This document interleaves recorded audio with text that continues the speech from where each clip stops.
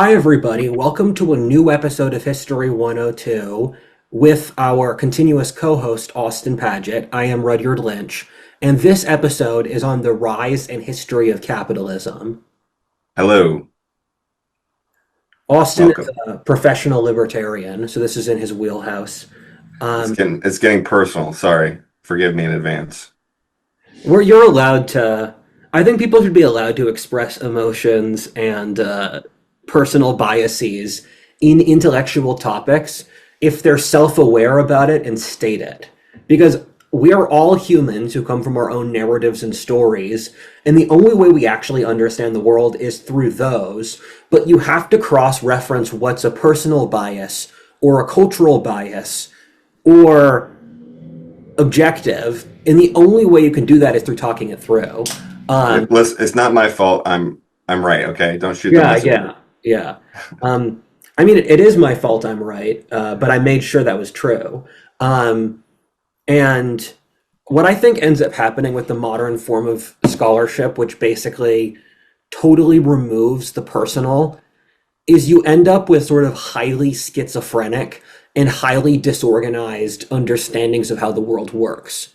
Because you're confusing a lot of things, trying to appear objective, and then you end up with like whatever the Marxists do, where you have a narrative which you claim to be objective, but is actually a rationalization for your animal desire to steal stuff. And the Marxists are very good at clouding what are very sort of dark nihilistic urges as scientific. And if you want to blame any given issue in modern intellectualism on one thing, it's the Marxists having to do all this like fake math work to explain how that actually makes sense. Uh, yeah, there's a lot of basic corollary.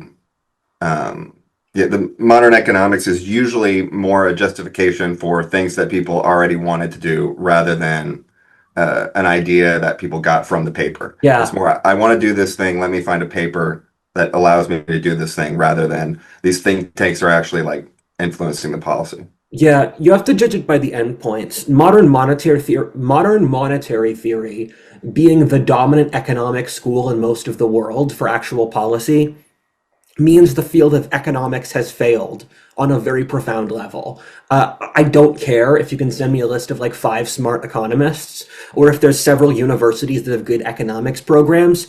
If in China, Europe, America, many other countries, if their dominant economics civil institutions are saying printing infinite money has no consequences and in fact is good, that means the entire system, the system that's produced this outcome needs renovation in a way that's very comparable to trans or culture doesn't matter or the past doesn't matter, where people are very good at sort of like doing intellectual scrimmaging of you make a point, here's a 500-page sort of like logical rabbit holes for why I can ignore the one sentence point you made. And the way people do that is by confusion, and you confuse people by making arbitrary standards. Does that make sense? Yes. And then there's a lot of it is kind of these internalized presuppositions that you picked up from the culture or the education system Yeah, that you didn't realize was a theory and not just an explanation. And yeah, then those are embedded in your subconscious in ways that are hard to understand, which I think is a famous Bastiat quote or someone that you're basically ruled by the ideas of dead men that you don't even know yeah. existed. Yeah, I've found that where I've run into a lot of sort of I call them like American imperial institutions, the institutions that create the types of people for the American empire, whether the academic system or corporations or people who are involved in like political pundits attached to the parties. And what's really fascinating at a lot of them is they are selecting from a very specific subset of the population, then they work with those cognitive biases. They never check those cognitive biases. Mhm. And then I'll talk to these people. And it's weird because they'll have all of these internalized rules that they have inside their system, which they're not honest about discussing, but you're not allowed to get past them. And the Wikipedia founder, Larry something, Sanger, I think, he made this acronym I liked a lot today called GASP, which is um, Globalist Academic Progressive Secular, Globalist Academic Secular Progressive Paradigm, where for a lot of these people, if you bring up religion as a vector to understand the world, you kind of see their faces go white. They don't know how to process it. They're taught not to process it. They don't actually know the logic for why it's not okay. Or if you bring up sort of different nationalities having different drives, that you get the white face too. I can't say white face in this culture. Like the sort of, when you talk to someone, it's like they saw a ghost. That's what I'm Hmm. talking about. The blood draining. Yeah, yeah, and so it's fairly easy to hit those buttons on them, and it's weird that they exist in these sort of intellectual ghettos that are so removed from everything else, um, and then they don't even know that. But this is not the topic at hand. Although there, Well, a transition for yeah, that is I remember in 2013 I saw one of my brother's friends who went to Harvard grad school or something, maybe 15, posted a snippet from his textbook from Harvard, and it was just like a thing about regulations that it treated it as just like a definitional necessity. And then I looked at the list of things that it cited, and it was like, improving, protecting the dignity of the profession, product quality, boosting exports, safety. And they're exactly the list of talking points that used to be used to justify pre-industrial European guilds. yeah, And no one kind of tries to justify those anymore. But people don't even realize that they're uh, falling into those exact patterns. yeah. You've made that point for a while, and I think it's one of your better points. So one of the things we were talking about before we started the podcast is there are two core enemies of capitalism over its history, and capitalism is an archetypal emergent phenomena where capitalism is more so a function of having rule of law and property rights alongside transportation. Once you have these two things, capitalism will emerge as a natural force from that society. And I'm going to split the history of capitalism into three sort of things where you have ancient capitalism, which culminated in the Greeks and the Romans, stemming back to Mesopotamia and Egypt. You have Asian capitalism, which was held together by the Silk Road and encompassed everything from Islam to China. And then that ultimately got superseded by those societies' decay over the medieval and early modern periods, followed by the European takeover of the global system. And then you had modern Western European capitalism, which is the one we're going to talk about all three, but we're going to focus, I would guess, like 80% of our energies on the third. But to speak to the point you made, it's interesting that the two core enemies of capitalism in these two systems were, in the Western system, were firstly the monarchist nobility who tried to crush capitalism so that the old regime could stay in power, and then the progressive leftists. And this was a drive against capitalism by two forces, one pulling from the nobility, the other from populist thugs claiming to defend the working classes, which they really didn't. And both of them pushed against capitalism. And they used the same justifications, where Europe, for a lot of the medieval and early modern period, was controlled by these highly constrictive guilds, which stopped free market competition. And the countries that got rid of the guilds as soon or as much as possible were those that dominated the modern world, like Britain or the Netherlands. Well, those that did not, much like the Mediterranean, were not able to do that.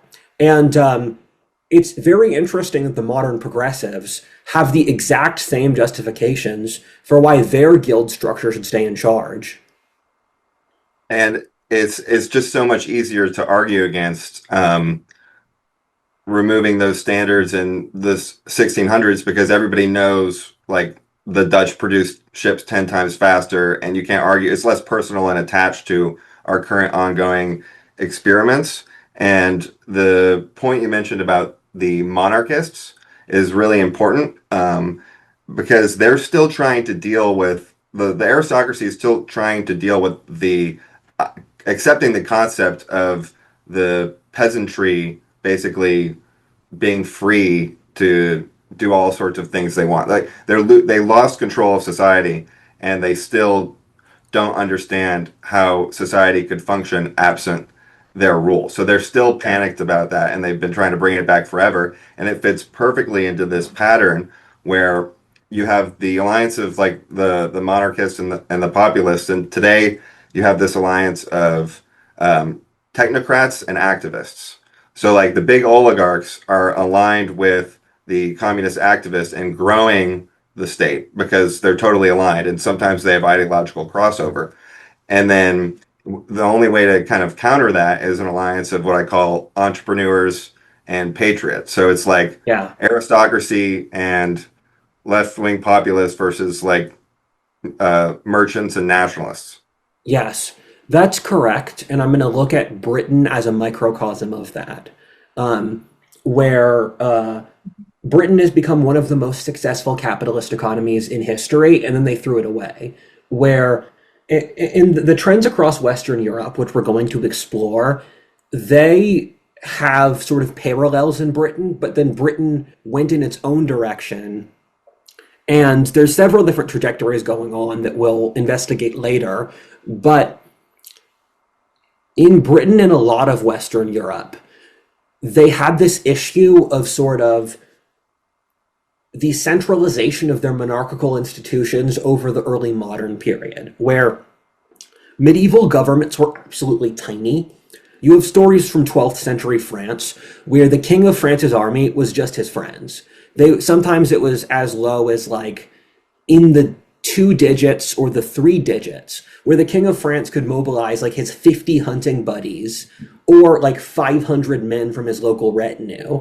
And early modern France was a failed state, and England was a little bit what was better off, where Alfred the Great and his house unified England into a centralized country, and England was the one country in medieval Europe which fairly consistently maintained its unity. But it was still a highly decentralized country by any modern standard.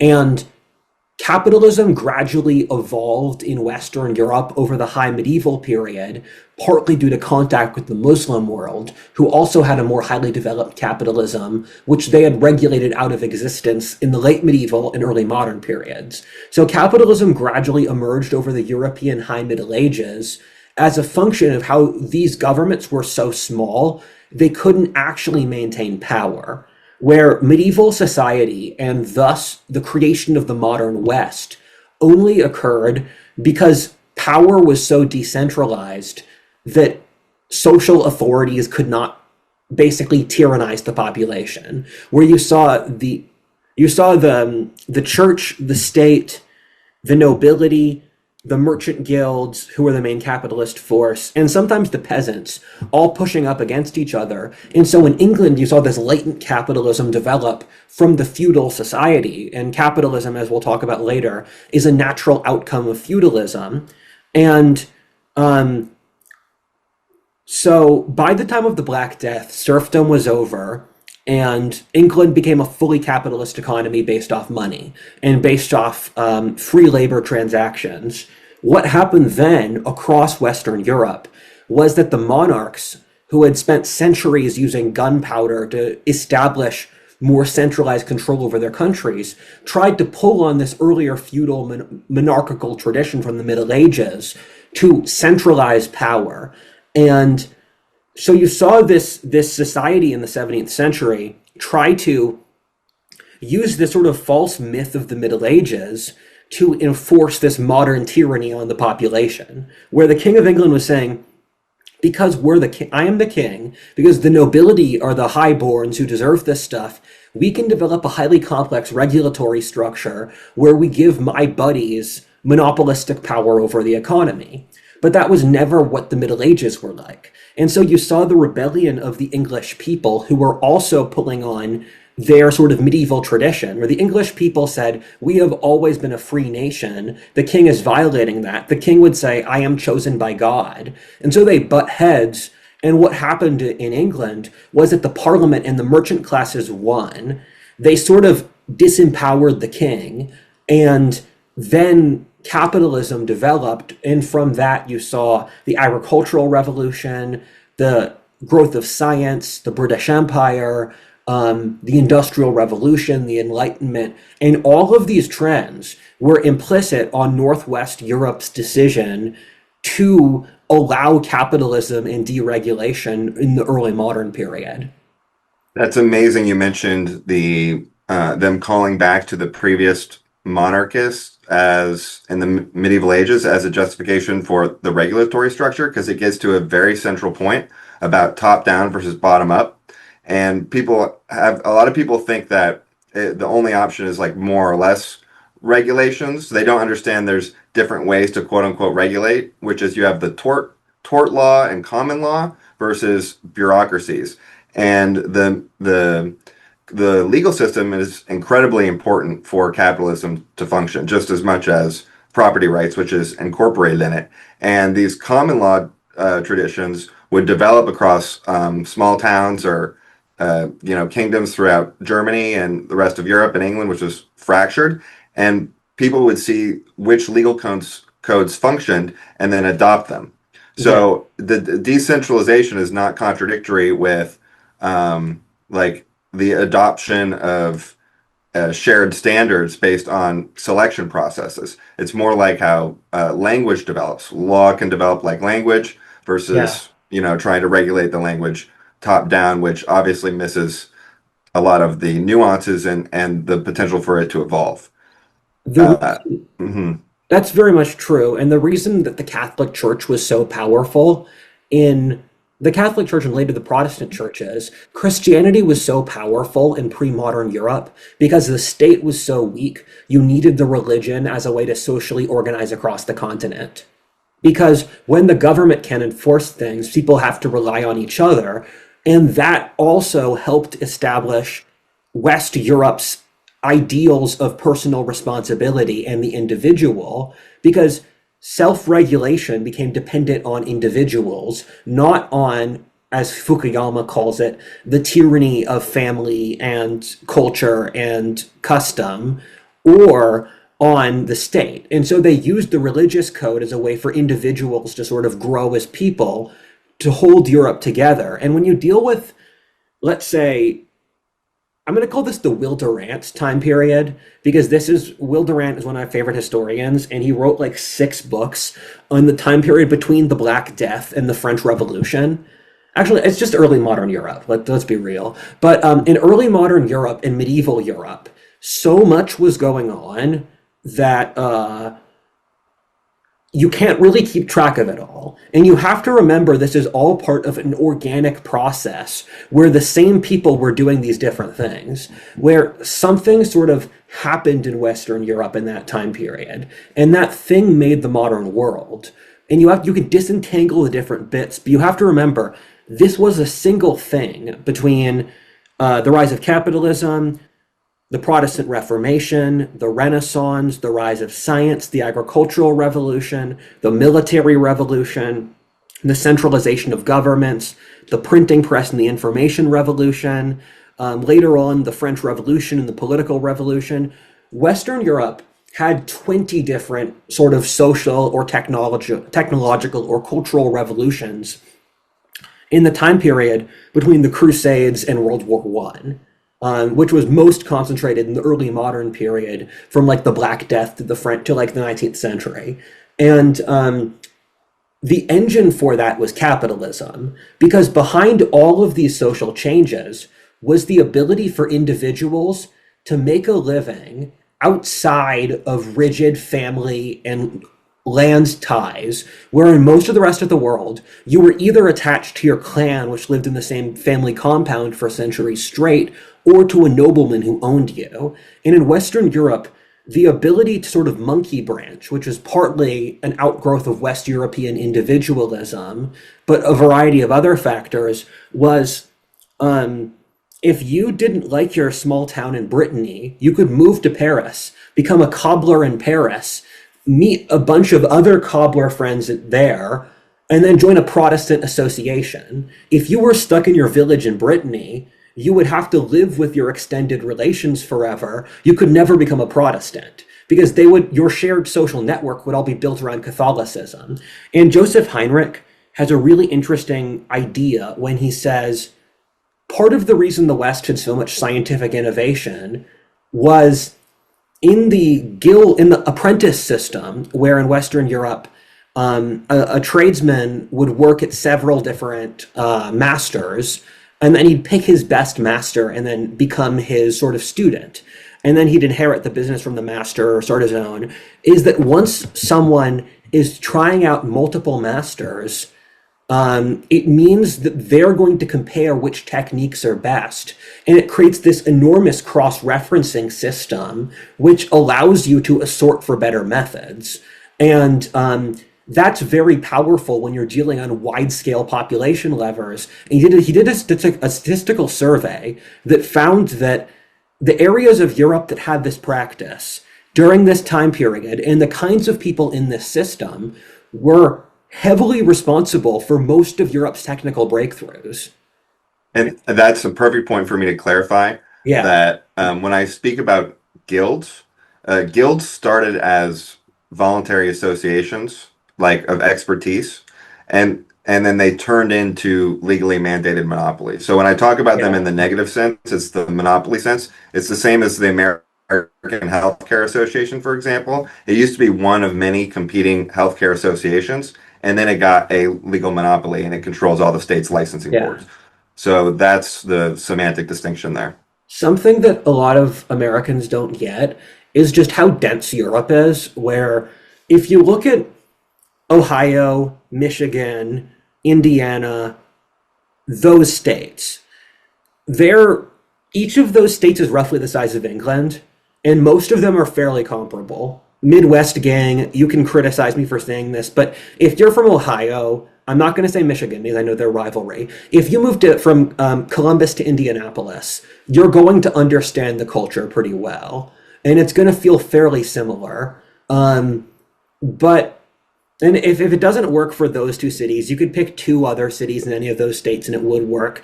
But then you go to Europe, where France is the size of Texas, England is the size of Michigan, and they have highly distinct cultures, histories, and then inside each of those sub-regions are their own distinct regional cultures with their own dialects, their permanent rivalries against the other regions. Then those sub-regions in turn, like Aquitaine, have also gone through periods when they were militarily divided, when they had their own separate cultural renaissances in certain areas but not others.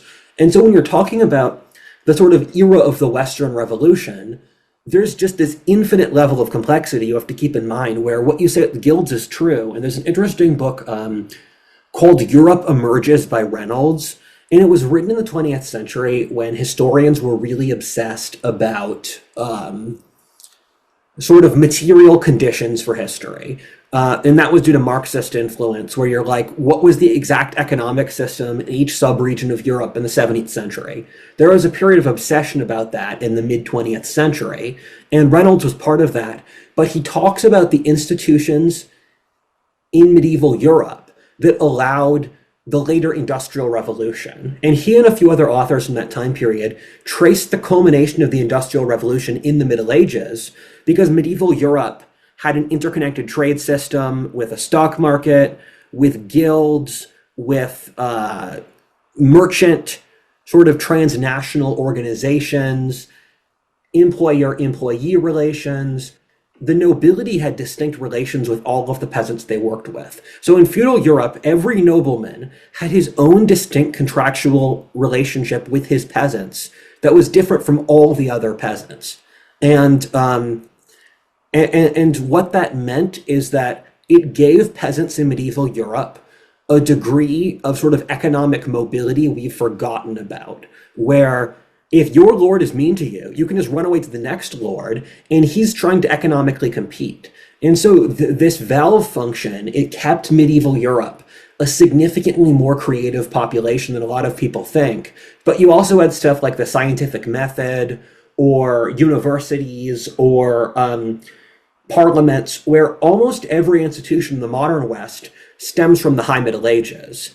And with the capitalist institutions, they formed in around, let's say, 1100 or 1200, earlier on in the medieval period, and they tended to be quite open. Where I was reading this primary source about these Dutch settlers who went out to Schleswig-Holstein on the border between Germany, Denmark, and the Slavic tribes. And they actually lived pretty good lives. You could tell from this book, this thing written in the 12th century, they were all quite prosperous. The Lord was giving them a lot of freedom. And when we think of the Middle Ages, we think of this gradual descent from sort of barbaric tyranny into a modern society. But what happened in reality was these guild institutions or these economic structures or these apprentice systems were fairly open at the start of the Middle Ages. By the time you get to the late Middle Ages, they'd become highly constrictive, where guilds were hereditary and you couldn't just go into a trade, and you had these rigid economic regulations. And then what happened is you saw a divergence where lots of Northwest Europe sort of took an axe to these medieval institutions that had grown sort of decadent and fossilized, while Mediterranean Europe doubled down on them. And this is why you saw the shift in the early modern period, where at the time of Shakespeare in 1600, Italy was significantly wealthier and more cultured than England, but by 1700, England had surpassed Italy. Yes, and I was recently watching a show called Sharp about the Napoleonic Wars starring Sean Bean. It's really Yes, amazing. Cornwell. Yes, and you read the books. I watched the show. And then there's a Pennsylvania rifle shows up in the show, and they're talking about how it's the best rifle. And then I'm thinking, like, wait a minute, we're in the middle of these two huge armies, like the centers of global capital and like the pinnacle of technology. How are they being outcompeted in arms manufacturing by like a comparative swamp in Pennsylvania? And then I thought, oh yeah, of course, the guild. So I looked it up, and there was a London gunmakers guild, which was created in the 1600s, which basically had a big influence over the rest. So even like England and the Netherlands were better than the rest of Europe, but America was a whole nother frontier, so to speak. And so even though we were way less the center of global capital and wealth, we pioneered the best rifles, or the first rifles, Yeah. all the revolvers, all the lever action semi-automatic. So it's like we were on the pinnacle of gun making technology over 100 years before World War One, which we don't really think about. So, firstly, Pennsylvania is not a swamp. That's Delaware. We're a Well, it used to be sort of, parts of it are considered No. a So the swamp Delaware ish. Valley was a swamp. South Philly was a malarial swampland. Once you get off the coast, it's forest, and it's mountain forest, um, and yeah. So the Pennsylvania rifle that was made by, I believe, German immigrants who went to Pennsylvania.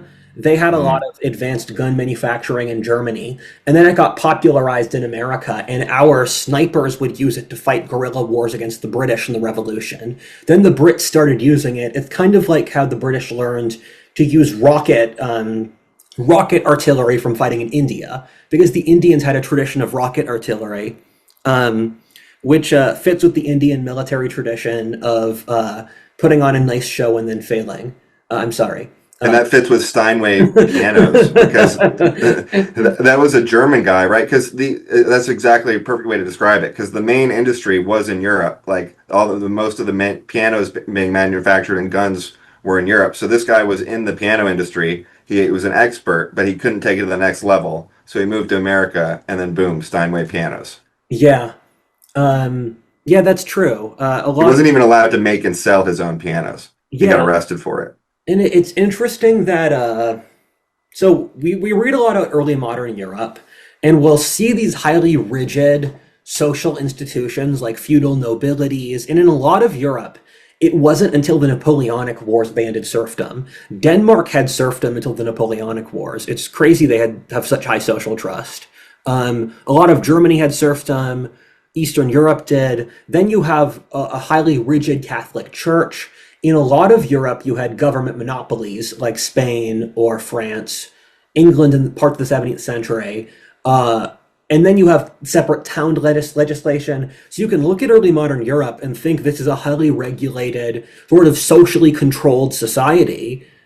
But then you look at the output from it, and it produced all of these cultural forms, all of this innovation and creativity. Now you look at modern Europe, and they've gotten rid of all of that, where modern Europe doesn't have those sort of same social institutions on paper, but in reality, the government's replaced it. Where in most modern European countries, the government makes up at least like 40% to half of the economy. By some metrics, it's two-thirds. And in the early modern medieval period, the government was like 1 to 5% of the economy. It was often like 1 or 2%. And so when you're looking at these sort of social institutions that add up to a lot of things, it's easy to judge that time period, but you have to take a step back and think, as the Bible says, do not judge the mote in another man's eye when you have a log in your own. Right. This is partly why I make fun of late stage capitalism, because I literally cannot think of a period with higher levels of state control. And which brings me to another point about how the medieval governments were small, right? And this relates to kind of what happens in developing countries. When you have a primarily agrarian economy and then you start to develop, all these new industries pop up. So they pop up and then people get into them and then they want to protect their share of those industries. Yeah. And so then there's an incentive to create a whole new bureaucracy around new industries, because obviously that bureaucracy couldn't exist before the industry existed.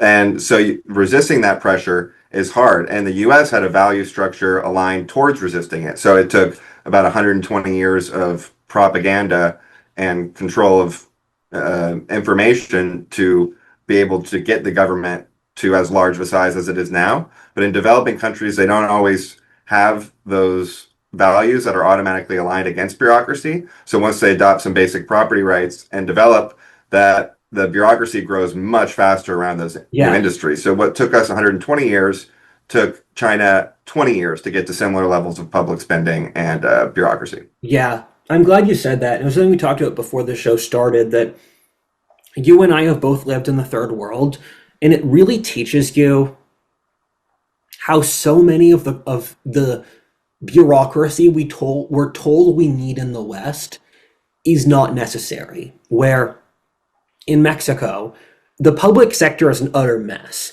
You cannot trust the government to provide even basic services.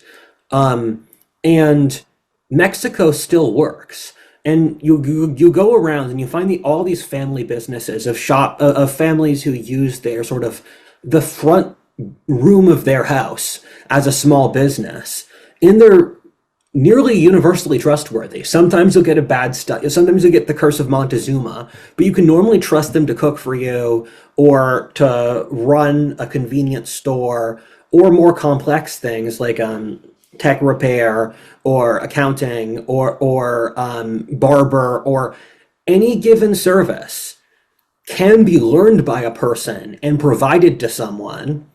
And then if the public doesn't like it, they won't make money and they shut down. So when you go to third world countries and It's basic. Yeah, go ahead. you'll consistently see this theme where when you're in Egypt, you'll see these local stalls run by families where they didn't pass a test, or they just bribed an officer not to look at them.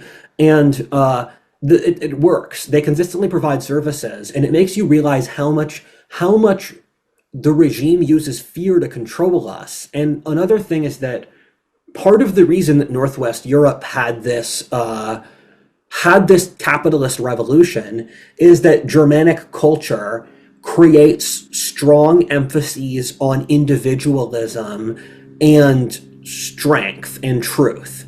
So Germanic societies, due to their cultural forms, had a society that viewed over-reliance on institutions as not masculine, that forced people to be responsible for their own behavior, and also had cultures that saw Germanic cultures have had a long-standing sort of bias, have had long-standing revulsion against lying, where that goes in the pagan tradition. Lying is and deceit is one of the worst things in Germanic culture, and so that cultural form took very well to a capitalist society, which was not the intention.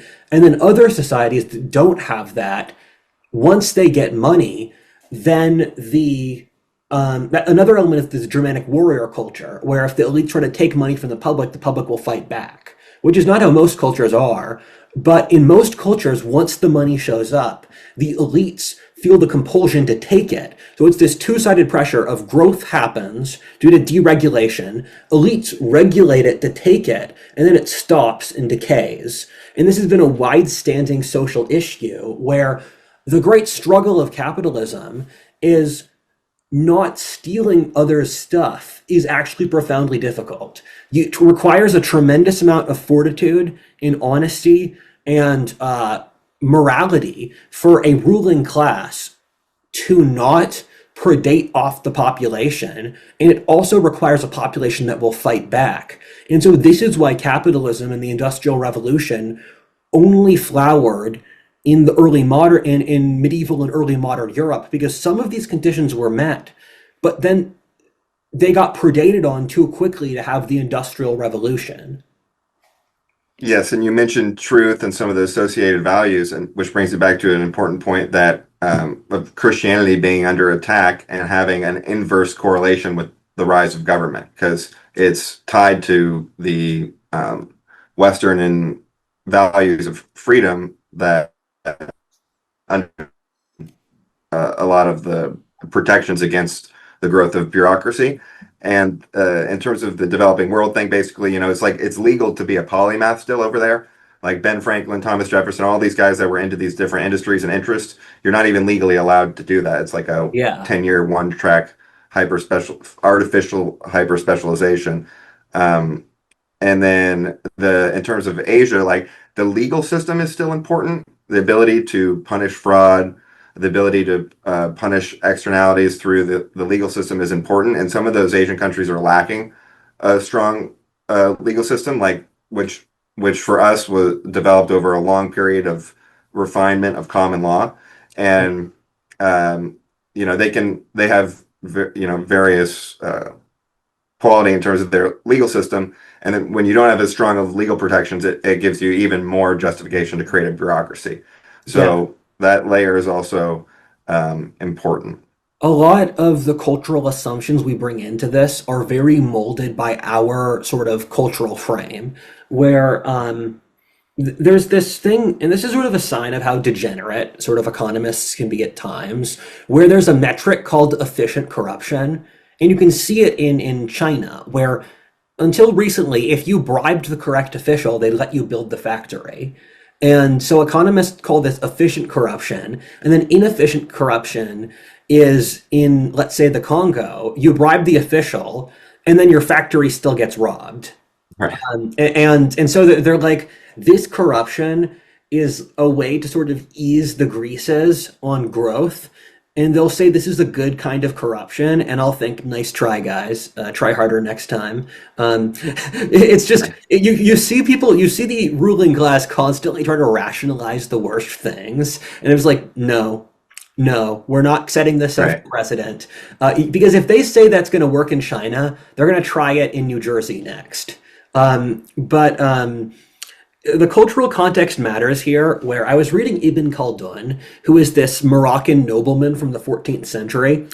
And that book is staggeringly genius. It's really interesting to see someone in a different cultural frame talk about things I intuitively know to be true.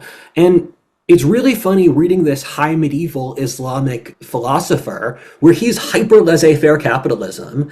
Ibn Khaldun says all of these things in the 14th century that I would expect a libertarian pundit to say now, where he would say the state is evil, and he'd say that you must lower taxes as much as possible, and the state should be as small as possible, and it needs to create a distinct sphere where it doesn't cooperate with its subjects. And he said that whenever a society societies allow sort of any violation of property rights, they become poor and collapse. And reading Ibn Khaldun is really sad because you can sort of pick up from the way he talks about the world that it's a highly sort of cynical and tired society because the Prophet Muhammad emerged 700 years earlier. Islam conquered the entire oikumene, or the known world, from Portugal to India. But then that empire fractured and they had civil wars. Then the Franks took back the Mediterranean and the Mongols killed half the Muslim world.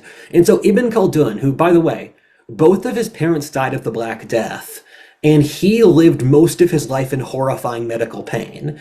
So he's writing about the gradual decline of the Muslim world, and he says it's widely known that property rights are necessary and that you need to uphold these to have a wealthy society. But all of the governments of our era are so oppressive that we can't actually maintain that. So I'm seeing my entire world get poorer and decline in real time. Where Ibn Khaldun would write about all of the regimes are hyper corrupt, they're all morally degenerate, and I just have to watch my world gradually decline. And that's really sad, and it allows me to sort of transition into the earlier systems of failed capitalism. But do you have a point before I go there? Yes, two. One was just we underestimate how militantly free market people were in like the Yeah, 1700s or Victorian Britain. It wasn't just like a political view, it was like very integrated as theft if you violate a lot of those yeah, principles, and it was considered like unthinkable for someone who just like bombed a port town to like for some free market thing to be violated, like institute a price control on them. Like, what do you mean a price control? Bomb them, but that's terrible. We would never do that.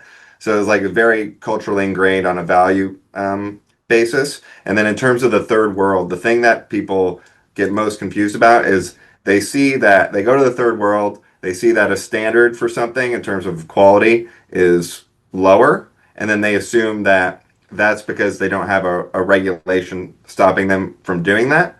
What they misunderstand there is that quality is not determined by regulations, it's determined by the proliferation of technology and knowledge within the market. And so if, for example, you set a US farming regulation on pesticide use onto Thailand, then you would wipe out 80% of their market. So you can't stubbornly just put on a regulation. They tried that in Sri Lanka through like a WEF plan, and the younger generations like stormed the capital because the whole country shut down. yeah. Um, is my microphone working? I can hear you. I think it's coming from your Okay. microphone. Do a test. Oh, that sounded a little quiet actually. Do you hear me? Yes, Okay, great. that sounded better. No, you should Maybe have. not. You should have told me. Um, Is it off? yeah, no, yeah, my microphone's not connected. What the fuck is wrong with me? Um, So it's just computer audio.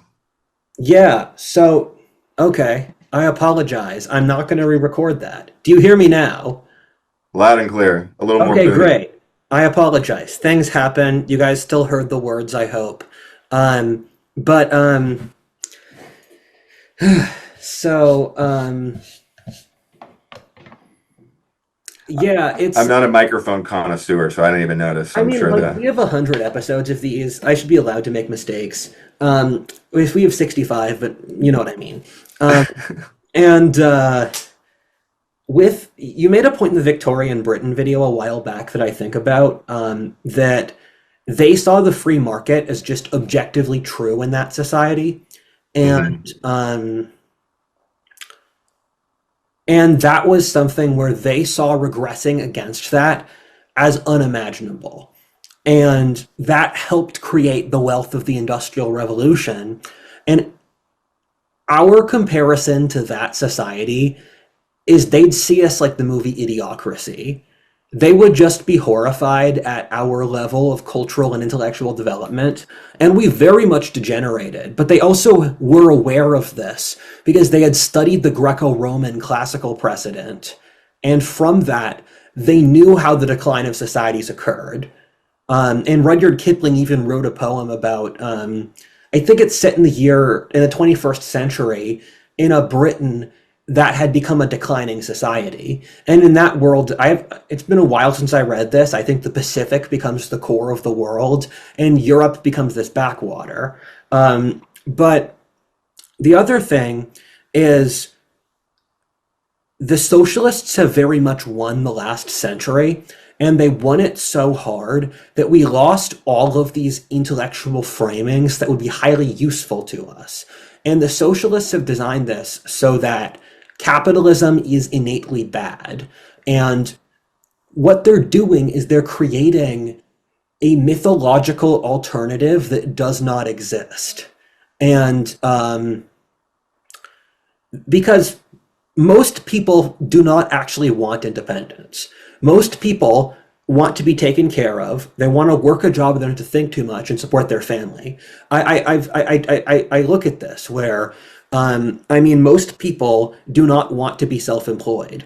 And so they end up in larger structures where they sort of follow orders to they operate in these larger social structures because they feel more comfortable doing that. And this is how things always happen. And people look for protection. And this will either be through the feudal lord, the capitalist employer, or the socialist government. There's more societal differences, but those are the three common ones in European history. And of these three, the capitalist is by far the best because he's the only one that allows free choice. And the socialist is the worst because the feudal lord has all of these encumbering variables like tradition or religion, or he's in charge of you for generations. So he won't be that exploitive because he knows he has to maintain this for his children's children. And the socialist government is the worst because it has every incentive to exploit you completely because there's no generational incentive, there's no moral standards they're held against, and it always results in degenerating the population into slavery. And that sounds like a conspiracy, but all of the totalitarian states were functional slave states. They forced you to work, your money wasn't worth anything, and you had in the Soviet Union and Nazi Germany, you were not allowed to strike. In many cases, you weren't allowed to change your employer or things like that. And so what the socialists did is they're comparing their false fantasy to the actual issues of capitalism, but that paints such a delusional picture. And Europe has actively become poorer over the course of decades. If you look at Britain, the average young British person today has a worse quality of life than they did at the start of World War One. And that sounds dramatic. Okay, maybe not World War One, World War Two, start of World War Two. But back then, if you worked hard as a postman, you'd have a house, and a lower class job like a postman or working in a factory, you'd have a house, you'd be married, you'd have extra money to spend, and that's not something young British people today have. And so the socialist state has degraded all of the social norms, and the big thing that socialism offers that the classical liberals have failed at is meaning and mythology, where the socialists have this all-encompassing worldview, and people will cause themselves physical pain to avoid the void of meaninglessness, where the socialists put themselves in so much pain to have an illusion of meaning, which in fact does not exist. No one who has spent decades in socialism has attained spiritual solace or sort of ground themselves in the eternal or any of those things. And this is something like classical liberals aren't very good at spotting because they're thinking on a very rational basis, where they don't seem to realize that from all the studies, 90% of people are not rational. And so with the older system of feudalism, that ultimately lost due to its lack of mobility and its lack of fluidity. Then the capitalists lost because the social shifts they produced created a meaning crisis they couldn't deal with, which the socialists took and then did not fix. Yeah, so this is a really interesting point. It's like, why did it fail? Why did classical liberalism fail to prevent socialism, and then it gets into the value basis and rationality, which is interesting because you can also tie classical liberalism to Christianity, which is not, operating on a purely rationalist paradigm. And then you have also the natural incentives. Like you said, this is kind of the process where you get freedom in new industries, and then there's a huge incentive to jump on that and control that. And people can use information asymmetry and take advantage of destabilization to advance their goals. And then there's the other layer of the founders themselves, which predicted the republic would fail. Like, it's kind of this idea is there's kind of an idea that a lot of it can go too far into a rejection of the kind of revolutionary nature of the revolution, and that it's separated from fundamental Hobbesian theory, and that you could have a successful polity without a monarchy. And then people point to its failure 300 years later as like a validation of that original Hobbesian argument. But the founders themselves knew that it was going to fail. They predicted it would fail. So they made the best system they could, understanding the incentives that would lead to the republic falling. Yeah. And they put in a bunch of protections that they knew wouldn't work. So then the question is, okay, if they knew it was going to fail, why did they do it anyways? Yeah. Oh, wait, because it resulted in a lot of good stuff. Just because you can't perfect history in one go doesn't mean that you shouldn't do things, or that it's not an improvement, or that the answers don't lie in actually. People kind of reject a return to some of those values because they say it failed the first time. It didn't fail. It was wildly successful Yeah. and was unable to be maintained. Yes. I'm glad you said that because that's sort of mutual understanding I know you and I have, but it's Hmm. something I forgot to articulate. Where, I mean, as I like to say, you're going to die anyway, so it's better to die rich than poor.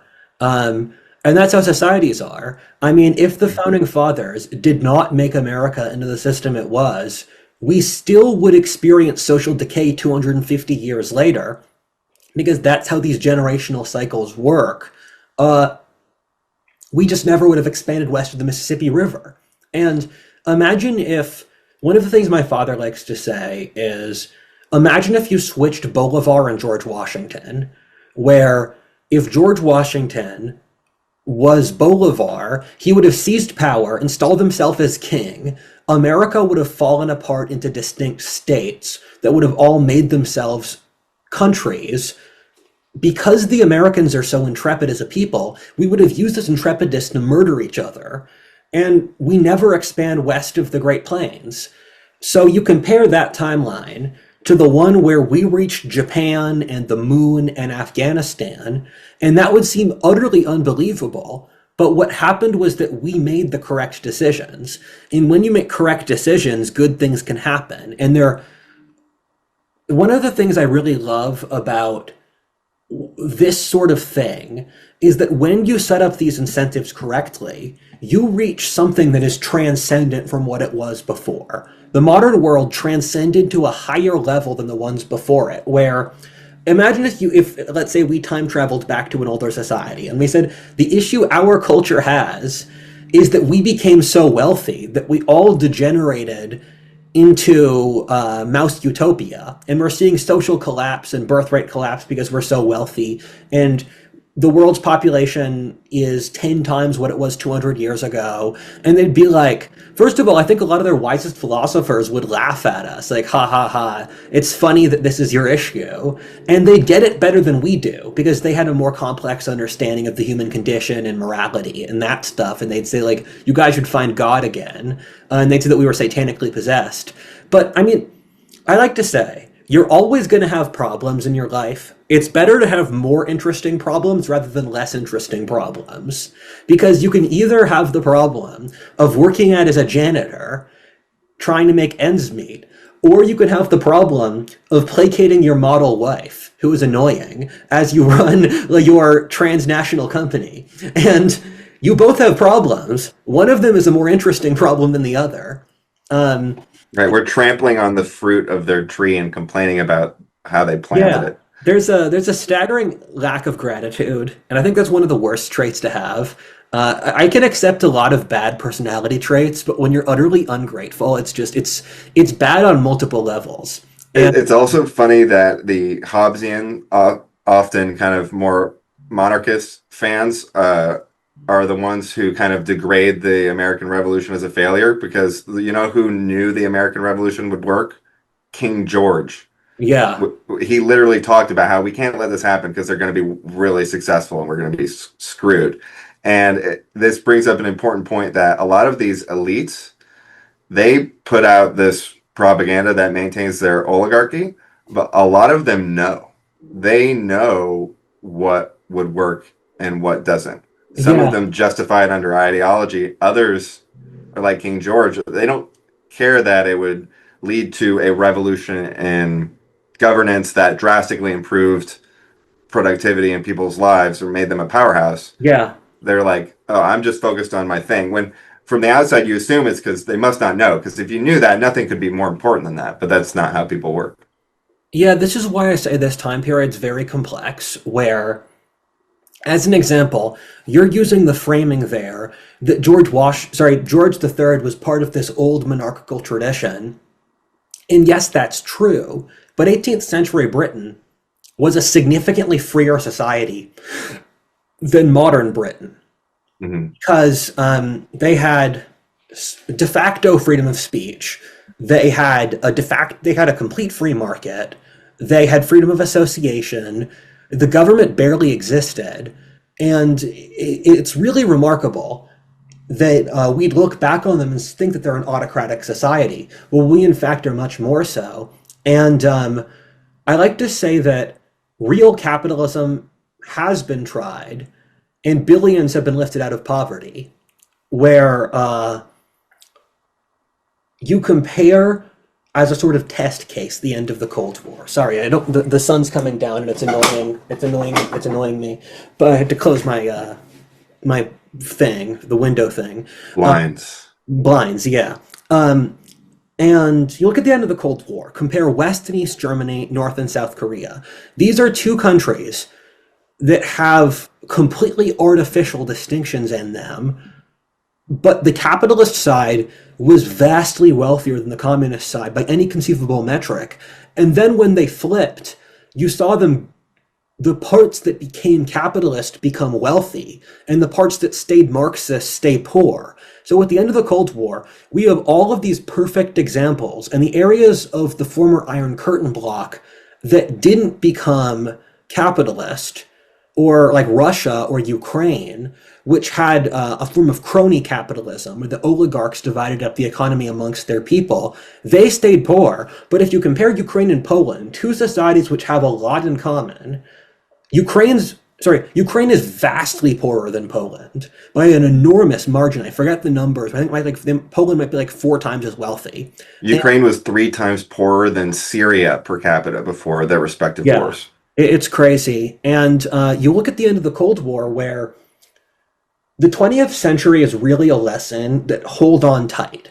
Because at the start of the century, European colonies were everywhere, and it was not cool to not have a colony.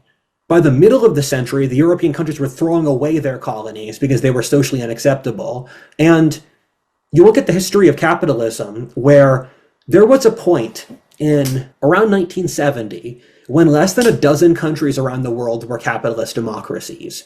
Even Portugal and Spain were fascist corporatism. And the capitalist countries that were left, like France or England or even America, they were heavily socialist, where Britain had a 95% tax rate, America had a 90% tax rate. And then, with the end of the Cold War, you saw the global eruption of capitalism, where the capitalist institutions that survived in America brought about the tech and the economic revolutions. And you saw the spread of capitalism across the third world, where once you've seen the stats, you start to think it's a moral crime we don't talk about this. You look at Africa. Africa's population, I think, has quadrupled since 1950. And surprisingly, they are better fed and wealthier than they were before due to the rise of capitalism across Africa. And capitalism and democracy are often intertwined because they share the thread of the merchant classes like both, and they both involve entrenching responsibility in the population. And so in 1970, capitalist liberal democracy was on a socialist defensive footing in Northwest Europe and America. Then, 2000, liberal capitalist democracy had spread across the vast majority of Latin America. It spread across Asia to China and India, into Eastern Europe, Africa, and Southeast Asia. So now places like Indonesia or Bangladesh or Brazil or Poland, we're seeing the growth in factories, people voting in elections for their own candidates with electorally competitive systems. And so it shows that within a 10 to 20-year period, the global calculus on something can totally change. And if you compare the world before and after, the world of 2000 was a staggeringly wealthier place than the world of 1970. And it was mostly concentrated outside the West, where I cannot overstate the scale of wealth in population growth in quality of life, which occurred from 1970 to like 2010 outside the Western world. It's absolutely insane. It's hard to visualize the amount of stuff that's happened in the last 30, 40 years. Uh, because one, a lot of the technology already existed, so it was much easier to like go through the process faster. You didn't have to go from the wagon wheel to Yeah. figuring out that you could use a wagon brake to make an elevator be safe more than 3 floors to get to this step to that step. I mean, they're just popping stuff up. Like it in the 90s or not that long ago, they were using elephants for construction in Bangkok, and the size of that city now and the skyscrapers, just like many of the cities in Asia, is bigger than anything you'd see in the a lot of the stuff you see in the Western Hemisphere. Um, the amount of change is staggering, and then that's when we get into also some like definitional and semantic um, conclusions because it gets into the graph go up stuff, and then also just conceptualizing our economies as capitalist in general or capitalist liberal economies when it in reality, this makes capitalism more impressive. That this incredible growth is largely really driven off momentum of a more free past because it just completely changed the technological landscape of what was possible. And what happened after World War II is um, big state programs, fascism, socialism, everything that was associated with Hitler, Mussolini, and Stalin suddenly became out of vogue after like rising in popularity throughout the progressive era. So there was a pivot, and this is like the most accurate definition or origin of neoliberalism, which also ties into like Pinker's treatment of the graph later, was Yeah. that okay, we are not like statist. Well, we're not for like state control. We're market economies, but we're going to have welfare systems and sensible regulations. We'll take care of our poor and the regulations and that. But that's like our mixed economy neoliberalism. And what happens, as Mises said, is interventions create disturbances, which lead to justifications for further interventions. And so, since adopting that doctrine, it's just been a slow march back up to the point where we have more government spending and bureaucracy than we could have even envisioned in the 30s when Hitler was on Times Magazine. Yeah.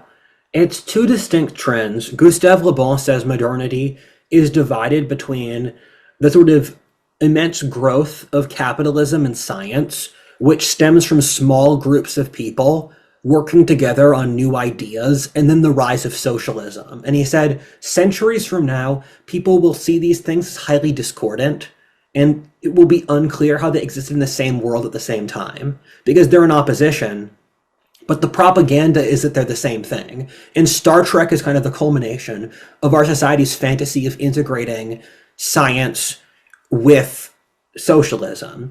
But I don't want to go down that rabbit hole. It would take too long and involve too But many to things. sum it up, it creates a framing where Yeah. it creates this framing where there has to be a middle ground between capitalism and socialism, and that middle ground is more socialism, I mean, that was just forever. people literally called fascism the third way between socialism and capitalism. Exactly.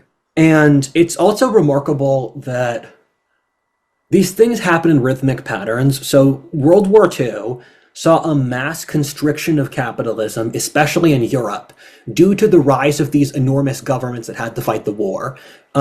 One of my favorite historians, McNeill, says the era of Western dominance occurred between the Crusades and World War I, when the market was more powerful than the governments.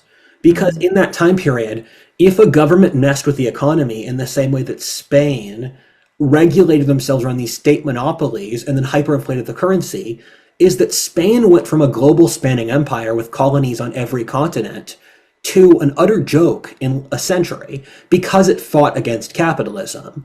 And in that thousand-year period, the European countries that won were the ones that worked with capitalism. And McNeill, writing in the 60s, said World War I was the end of that process in Europe, where the states got enough power that they could artificially control the currencies, and it made it difficult for the capitalist system to compete inside Europe because all of the European economies became part of the socialist frame. And some countries like Britain tried to step out with that with Thatcher.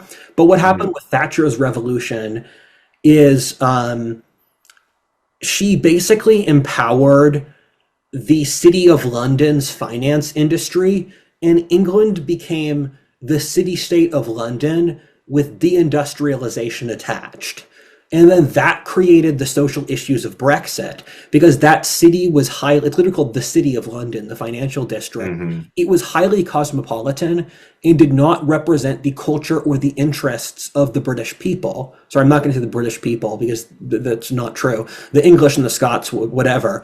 And so Britain's currently seeing this divide, and the city of and I'm not going to get into that. It's too many things. A lot of the left-right dispute in Britain hinges on that, with the globalist sort of City of London elite trying to crush the rest of the country so that they don't have to listen to them. And so you see these multiple forces, and it's truly remarkable that you've seen this enormous breakthrough around the world where the average person on Earth no longer lives in miserable poverty as a peasant. They're a city dweller who works a kind of crappy job, but they've moved out of sort of living in the dirt. And I think that is a profound accomplishment Yeah, and because we should all of our ancestors, contextualize that. Sorry to interrupt you, but just to contextualize that, people romanticize this pre-industrial yeah, farming life, but the statistics on it are for those kind of societies, you get a dearth every 5 years, which is yeah, extreme shortage of food, malnutrition, any of your kids born then, big problems, and then you get deadly famine every 20 years. yeah. These are things that really affect you and are things that are nice to be able to transcend. Yeah, I'm ethnically Irish, and so my ancestors lived in staggering poverty. You'll hear stories about 19th century or 18th century Ireland, and it's just absolutely horrible. People living off 1 acre of land, only eating potatoes, entire families living in the same shack. Um, and all of our ancestors lived in their own in dirt, in their own filth. And capitalism is the force that allowed us to escape that. And it's truly remarkable that after these global growths, first of all, the left says that capitalism has been exploitive to third world societies. Well, it's been the exact opposite. Socialism kept the third world in poverty from the independence period until the neoliberal sort of globalist wave of the last 30 years or 40 years. And the staggering absence of gratitude by the population, where the trend of pushing back against capitalism is not purely in the West. You can see it in a lot of Latin American countries where Colombia, Mexico, Peru, Brazil have elected socialist governments, frequently ones who are practically just Marxists. You see this in Asia with the growth of bureaucracies or the government trying to destroy the economy in China, um, various places in Southeast Asia or the Middle East, where it really speaks to most of the population not being rational and the death of the meaning crisis, that the reaction to this incredible growth in quality of life and technology and all of these things which occurred around the world has been met with the desire to destroy the mechanism that did it. And that's either because the psychological issues created by this outweigh the material benefits, or people lack the legitimate wisdom to know what they're doing. Which gets into an important point about fairness and what people are complaining about, because it this misunderstanding contributes to the rejection of some of these awesome developments, because even if you're wealthy, if you don't have opportunity, or if the inequality is perceived to be a result of unfairness, or if it's like artificially accelerated due to unfairness, then it's going to be a problem. And you talk about Gini coefficient and things like this, and you can debate, what's an acceptable level of inequality, and it often really ties back to what's perceived as fair, and then other metrics like, well, is mate formation still possible? Yeah, Because if you can't pursue the opportunity to find a wife, then that's indicative of society breaking down. And yeah, then people say, but no, but things are great because the graph's going up, and people are like, well, actually, that's things are not going great. So now I hate capitalism. When in reality, those problems are the result of guild-like structures shutting you out, education that's making you useless and propagandizing you and delaying your life, and all these other restrictions and manipulations of the system. yeah. Gustave Le Bon had a very good point in the 19th century where he said, most people do not desire freedom, they desire safety and stability. But those things are illusions. And whenever Hmm. you trade for the appearance of those things, you will not actually get them because the only security lies in strength. Um, and whenever you offset your security to someone else, they will always end up exploiting you. It's just a question of in the short or the long term. And Yeah, slavery versus freedom.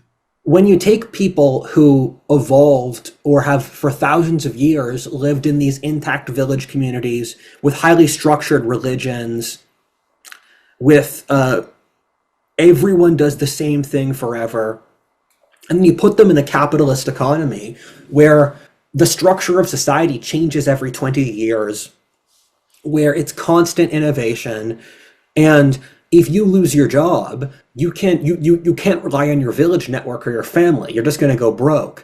Is that people start to freak out and demand the socialist state fulfill the role that the village community and the religion did 500 years ago.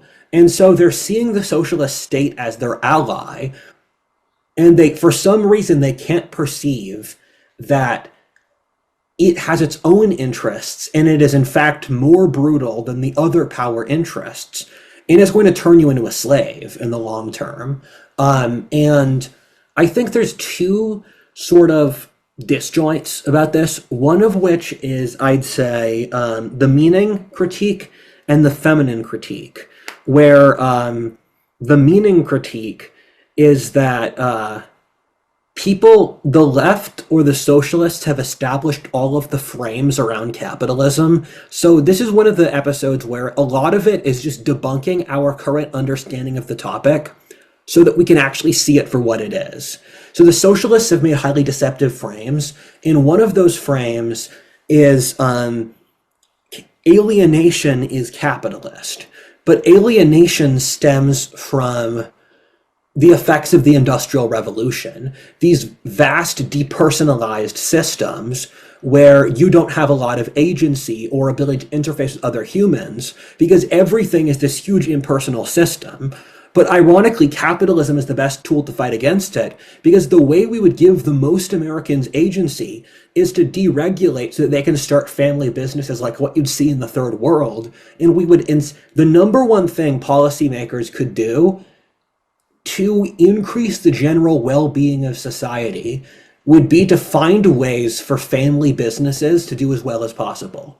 Because once you make it, and the Germans do this with their Mittelstand economy, is that when you've established family businesses, you have a multi-generational incentive towards cooperation. They become pillars of the local societies and they lessen atomization.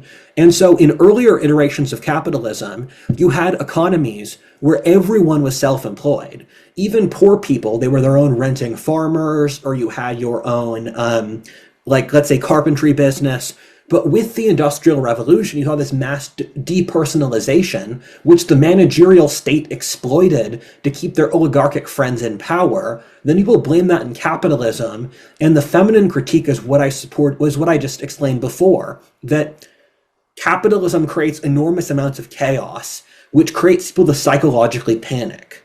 And so I think these are the core psychological disturbances which make people go against capitalism. But the answer to it is you have to get people to sort of embrace their own strength. I, Because mhm. you have to, in the way to do that, you have to make a system where people's own agency actually does matter for their life. And it does in our society. It's just heavily suppressed by 10 things. But once you have a society where people can have agency, you have to tell them that it's your duty to hold your own iron bar. And you have to build a society where people can can deal with the constant chaos of modernity as a challenge. Yes. So I have a perfect example of how the socialism contributes to the anxiety of capitalism, or characterizes. So this anxiety is consistent with base capitalism, but I'm explaining how it's accelerated, right? Because you're really afraid of having to choose a new job, to have that rug pulled out from under you, to have to adapt without necessarily having the full community. And that's exacerbated when a huge percent of these jobs are at these massive corporations, which are very fragile. And Nassim Taleb broke down jobs according to fragile, anti-fragile, and robust in his book. And if and everything society tells you to do, they encourage you to get these really fragile corporate jobs, which if that role changes, Yeah. or if you're then or if that company goes under, or if it gets consolidated and your role gets eliminated, then you often have zero ability to adapt. You have no other skills. You're like hyper qualified for a very specific environment. Um, and so a lot of people are artificially being pushed into extremely fragile career options Yeah. where there is no alternative, that there's no term alternative that can make up for their loss of this other opportunity. Um, and this gets back to there's a lot of points like this about how um, people say capitalism destroys the family. They say it destroys beauty. They say it destroys health, like with the food. And what you're missing there is that, for example, uh, yes, during the Industrial Revolution, capitalism created the ability for more standardized production, which produced a lot of stuff at a much cheaper price. And people actually liked the standardization from a quality control thing. But then we romanticize like crafts and homemade things.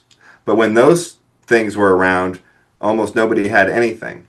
And then so you think, oh, well, now we have to have all ugly standardization. But no, now we're getting to the point where we have enough surplus wealth that you can afford to employ artisans again. Like if we get much wealthier, artisans and handcrafts are going to explode.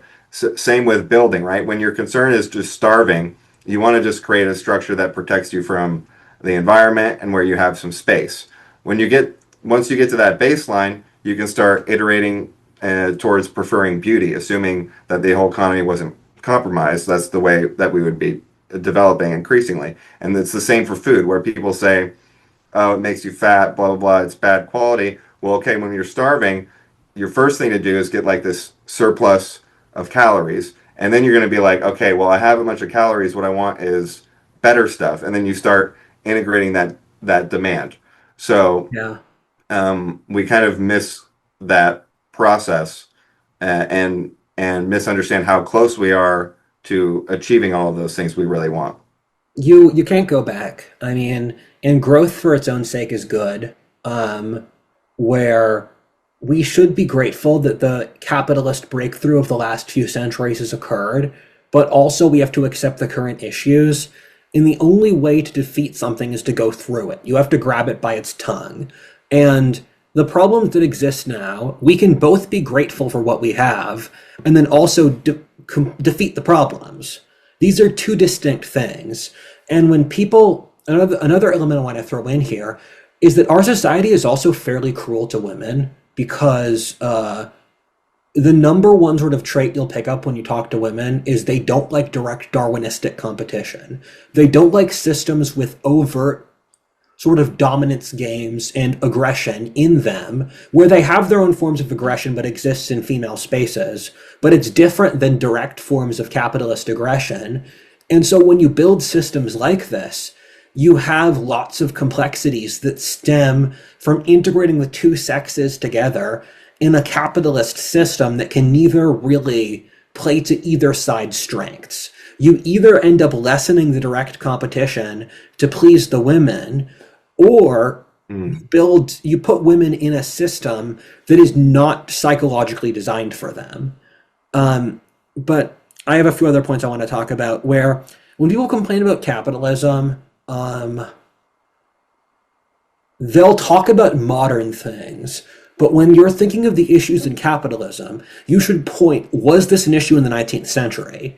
Where we are not capitalist by the 19th century standards, where in most of the Western world, the government is like half of the economy or a little less than that. And in the 19th century, as I said before, it was like 1 to 5%, 1 to 10% by World War One. And in the 19th century, you had beauty, you had culture, social traditions, all of those things. So that signifies independent businesses, growth. So that signifies these are not issues with capitalism, these are issues with modernity. And the frame is to shove all the issues of this society into being blamed by capitalism, not by modernity.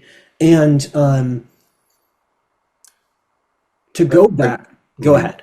A good example of that also is the family, because we kind of framed it as like capitalism breaks down community, but there was strong family and there was strong community. And even like you can correlate this to the black marriage rate before welfare and after. Like what are these other things that degrade community? Like does the Fed and inflating the currency and disincentivize savings, does that hurt like your ability to develop positive culture? If you have a welfare incentive that allows the woman to be married to the government, how does that impact the family, right? It's if when we get down to brass tacks, uh,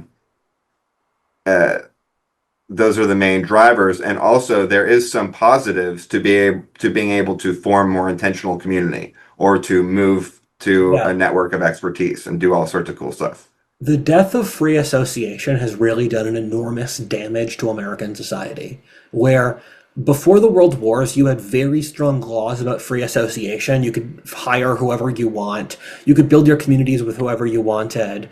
You could build new towns how you liked. But the death of that killed all of America's passive culture because you couldn't form corporations with distinct sort of cultural identities.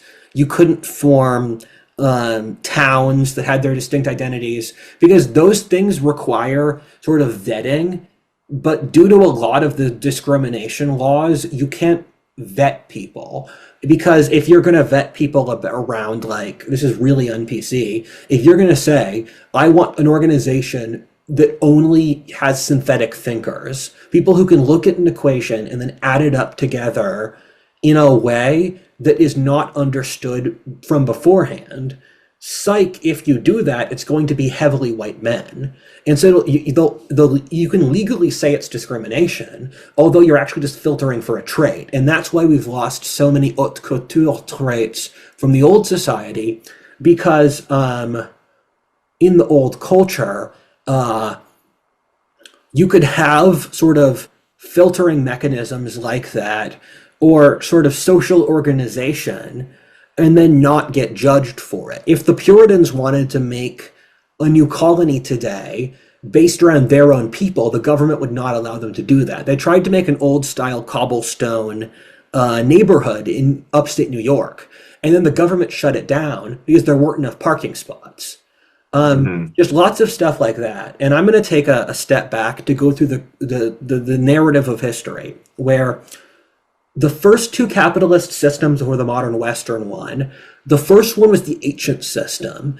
And by the time we get to the Bronze Age collapse, with the end of civilizational cycle one, there was a fairly advanced capitalist system in the broader Middle Eastern region.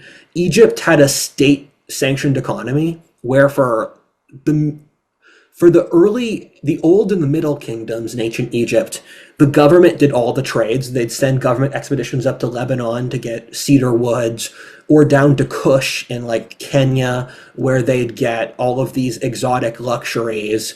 And Mesopotamia and Syria had capitalist economies that were quite advanced. They had they had globalized, sort of commercialized cities where it was said that you could get anything you wanted in Babylon. And the Phoenicians were some of the best merchants ever. They sailed out to Britain. They probably sailed around the entirety of Africa. And the Phoenicians even went out to India. So you did have this capitalist system in the ancient world. And Egypt was ultimately pulled into that system, whereby the New Kingdom, they had to move from this almost Stalinist state-controlled economy to a pluralist capitalist economic system. And that was part of what killed ancient Egyptian culture. They couldn't adjust to that. So you saw the growth of nihilism and atheism, which killed the central religious ties. The Bronze Age collapse nuked that, but the Greeks and the Phoenicians grew out of it. They made another capitalist economy. And then when the Greeks conquered the known world under Alexander, they imported capitalism onto the Persians, who were very anti-capitalist. The Persians tried to suppress capitalism whenever it happened. Oriental despots, you may say. Yes. And the Greeks, with their conquest of the region, first of all, they imported slavery, which the Persians had banned, which was a commercialization of human labor. But the Greek conquest of the Middle East was very comparable to European colonialism, where you imported capitalism or science or logic onto these societies which didn't have concepts of that before. And there's this long-standing debate about how complex the Greco-Roman classical world was economically. The data I lead to suggests that it was more than we think. Whereas, an example, Christ was middle class, he was a carpenter's son, but he definitely knew how to read. And that suggests a society where lots of authors think that a lot of the classical world had like 30% literacy, which was really high in the pre-modern world. I think like 18th century France had 20% literacy. I think even the wealthier areas of classical world, I don't know this, might have had like 50% literacy. So the classical world had a highly complex economic system that was interdependent, where, for example, Athens was dependent on grain from Ukraine, or the whole Mediterranean system was interconnected. North Africa and Egypt produced grain. Italy was a big manufacturing center until that went to France and Anatolia.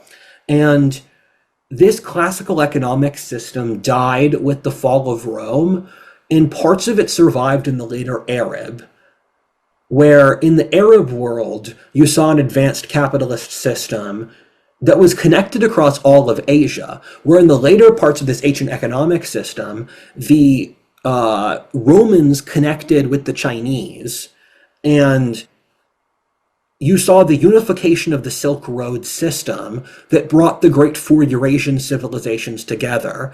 And The Arabs were the western edge of that, and they actually had VC capital. They had a stock market. They had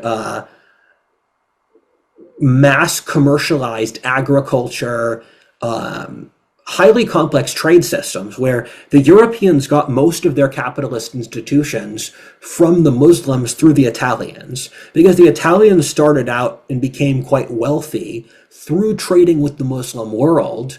Then they incorporated those institutions. And there's a great book called, I think it's the 13th Century World System by Jeanette Abu Lughod. And it talks about the capitalism of the 13th century, where you start in the Champagne fairs and then end in Hangzhou, where in the Champagne fairs, where in Western Europe, you saw these fairs emerge regularly. And in Champagne, it's a sort of crux region where the Rhone, the Rhine, the Moselle, the Loire, and the Seine, or all of these rivers of Western Europe, sort of roughly congregate around Champagne, same thing as the Alpine passes. So I believe every summer you did this fair emerge. All of these merchants from around Europe would show up, congregate there at that time, and then go back on their own trade routes. This was the center of 13th century European capitalism. Then it would go down to the merchants of Italy, who then traded with the Muslim world. Then you go across the Mongol Empire through either sailing across the Indian Ocean or walking across the Silk Road to reach China. So Asia had this interconnected trade system in the medieval period that was widely known as the Silk Road. And that gradually died for reasons we've discussed in other videos, with the Asian societies becoming more autocratic after the Black Death, where Islam, India, and China all became more socially conservative and more controlling. And so by the time we get to the early 16th century, when the Europeans finally entered the Indian Ocean region, the Europeans glorified the Orient, but they were able to take it pretty quickly. And you could argue that India or the Spice Islands were the wealthiest and most powerful trade system in the late medieval period. The scale of trade in this region was enormous, between shipping just enormous fleets of horses from Arabia to India, or frankincense and myrrh going from Oman to China. But ultimately, this trade system did not survive, and it became dependent on the European capitalist system, which emerged in the high medieval period in the West European core. And then it created this enormous amount of dynamism that changed the world forever, where you had these earlier two capitalist systems, but both of them gradually died out due to cultural and legislative entropy, and the European system was the one that dominated the world. Yes, and a couple of points going back through that is we should probably deconfuse the definitions of capitalism. Oh, yeah. Because there's basically the Marxist definition, which is just basically the use of currency, like trade that is abstracted from barter, which he says makes it then depersonalized, and there's a bunch of things that go off of that implication, which pretty much like is just an easy way to characterize all trade as capitalism, which gets into the point about slavery, which I'll just clarify real quick as a violation of individual rights. So you can get these narratives where it's like, because it was commercial, and then it's the trade exchange of capital, then it's capitalism, when in reality that tradition of individual rights that eliminated slavery is directly tied into capital. And it's one of the reasons why American slavery was uniquely racial, because in order to get around our own values of individual rights, we had to create a loophole where black people were not considered human, because if you make them animals, then you're not actually violating individual rights. Yeah. And so we figured that out eventually. And then going back to, I'm glad we brought it back to the origin, and this is also me kind of confusing those definitions a little bit when I say this, because there's the two layers. There's the institutions that enable more trade, and then there's trade itself. And trade has always been important. And you can show this by all our oldest written documents. All our oldest archaeological written documents are bills of sale, basically, Yeah. like, and complaints about debt, or, pay me back for this, or this is an account of how much copper, which is kind of interesting to think about. And then a point of capitalist or market history is the Salamanca monks in the 1400s, because they had a huge philosophical innovation where they explained that interest is not theft, because there are costs associated with their opportunity cost associated with lending money, and there is risk associated with lending money. And those are inherent costs that are basically not owed to people. And this was an important transition throughout the Renaissance, and throughout the justifications for expanding these institutions, because previously, before the rise of merchants, almost all of the money was controlled by the nobility. So if you were going to get a loan, you were going to get it from someone who owned your land and taxed you, and that was the source of all their money. So if the money has, if the king is like taxing you and then charging you interest, or like a ton of interest for the use of your own money, or if they control all the money, they're the only source of a loan, then it can get, and then it rubs people more the wrong way, and it fits into the more negative definitions of usury. But the idea of legalizing interest itself was very important, and since then, Muslim countries and Orthodox Jews have been forced to copy us and also legalize interest through semantic arrangements that treat it as an investment or something like that. So that was kind of like pioneered through Christianity, and the rest of the religions were forced to copy us, even though they don't acknowledge that it's through semantic loopholes. Firstly, I want to thank you for saying that, and I have to get this off my chest to get out of my system. It's been stuck in my mind for like half an hour. But I read French, and so I have enough interactions with French intellectualism from the last century.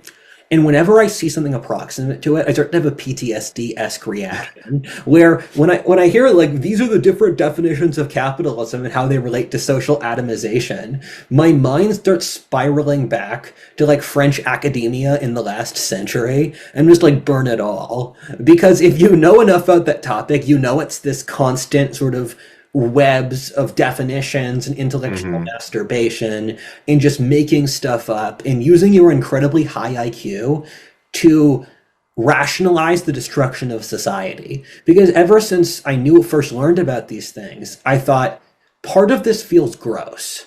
Where a lot of the French postmodernist thinkers, they openly wrote later saying, "Yeah, I don't believe in any of that stuff. I was just seeing if I could trick you." And I think there's something sort of morally evil about that we don't have an idea for. Because when you look at all of those ideas those thinkers developed, they killed their society for a sort of transitory sense of smug intelligence. I think that's one of those things that hundreds of years in the future, they're going to see that as a serious moral evil, but we don't have the concept for that in our society because we haven't had sort of powerful intellectuals long enough to develop tools of what abusing their power looks like. Well, I did this exact same thing as a child, where my mom would call me out for a specific behavior that I'd clearly done using a specific word, and then I would semantically twist that word to justify why I hadn't done that behavior. Like, no, go like being annoying means this, not this. I wasn't being annoying. And then she would cut through all that, my mom, by saying, I don't care what you call it, I only care what it is. And Yeah, then so it's like she's like, that thing you did, that's what I don't like. And I'm like, well, how do I define my way out of this? So maybe the way to cut through the Marxist stuff is like, I don't care if you call it, and this is why I'm not that sensitive about using the word capitalism, even though it's kind of like a Marxist term. I'll use capitalism, markets, whatever. yeah, I'm not going to get too attached to the semantics, because my point is like, I don't care what you call it. I'm describing this phenomenon That's what I'm talking about. Yeah, my parents did the same thing, and that whenever I tried that as a kid, they just call my bluff immediately, and they'll just say you're saying words, like you're just saying things, um, and um, and my mom would just laugh at my face directly when I do it as a kid, um, and so capitalism versus market economy. Market economies are like I will give you my mug in exchange for this skull, where it's just a transaction. And most societies are market economies to a certain degree. Capitalism is once you get these large financial houses that can dictate large amounts of capital. So once capital grows to a scale that's large enough, it becomes a sort of energetic principle in its own right. Capital follows its own rules. And James Burnham likes to say the petty investor sees the market as this god you placate, and you just give it offerings and hope it works. And then the high skill investor sees it as a strange sort of animal where you learn its tricks to take its milk as much as possible. And I think that's true. And capital follows its own rules. And you have to be careful about, in your given society, that you let capital allow human flourishing rather than operating out of just short-term extractive principles. And you see this in the Dutch Empire versus the English Empire, where the Dutch colonies were significantly poorer and less populous than the English ones, even in comparable societies like the English colonies in North America versus the Dutch colonies, or Indonesia versus India, because the English nobility had a more long-term generational understanding of society, which England had a split ruling class between the capitalists and the nobility, and the Dutch were just pure sort of market stockholder investors who just wanted a return in the next few years, but weren't thinking of the generational survival of that society. And That publicly traded companies have a much lower, sorry, or higher time preference than private companies, which can think much longer in the future, yeah, where publicly traded companies are under a lot more short-term pressure, and that our oligarchy has all and regulatory system and bureaucracy has also contributed to artificially increasing the number of publicly traded companies, yeah. which relates to your point about family-owned businesses. Yes, that's all true. And so capitalism is once these financial sort of houses develop, which use capital as its own right, apart from just singular transactions. And the Marxists have also obfuscated the definition. So if someone in the comments says, Rudyard, I have a slightly different definition or a different definition, that's expected. I mean, when you've spent centuries obfuscating topics, you do end up with definitional issues. But it's also one of those things like, let's not say words, let's say things. Let's talk about Hmm. actual reality rather than Yes. definitional arguments. And capitalism did exist in the ancient world. You saw these large banking houses in Babylon, in Greece, in Rome, in the Islamic world, and China. And interestingly, and you touch on this, capitalism very frequently is made by religious organizations. And this is one of the paradoxical things, where if you push too hard to get one outcome, you're going to get the opposite. Because these religious houses that say we just believe in God and values, this makes you very trustworthy. So people give you money to safeguard it, which makes you rich, which then Mm. creates the temptation to no longer like follow God. It's one of those paradoxical principles where in Asia, their growth in the High Medieval period in either Southeast Asia or China was championed by the Buddhist monasteries, who became banking houses. And it's funny, Buddhism is a religion about disattachment, but the Buddhists became quite wealthy in a lot of cases. Same thing as Japan. In Babylon, the temples became the first bankers. And interestingly, Babylon had weird, like, sex rituals where they'd have spiritual prostitution. And then the temples would run these sort of industrial grade brothels attached to banking establishments. I'm sure a lot of people on Wall Street would like those today. But the classical civilization, it wouldn't surprise me if they're the same thing, but they had their own financial institutions that developed, which were these very wealthy families, because the clan structure in classical civilization was quite powerful. And in each case, over the course of time, the ruling elites pulled the rug out from under these sort of long-lasting institutions, where in China, in Islam, in the classical world, the government always succumbed to the temptation to predate off these financial houses. And this has been a consistent thread. You can see with middlemen minorities like the Jews or the Armenians who are quite wealthy, but then that makes them that makes them easy targets because they have the money but no way to protect themselves. And so over the course of history, there's been this consistent temptation for often governments to ally either with the nobility or the common people against the capitalists, because the capitalists can't defend themselves. And they have a lot of money. Well, if for the landed nobility, they have their own provinces with men and private armies.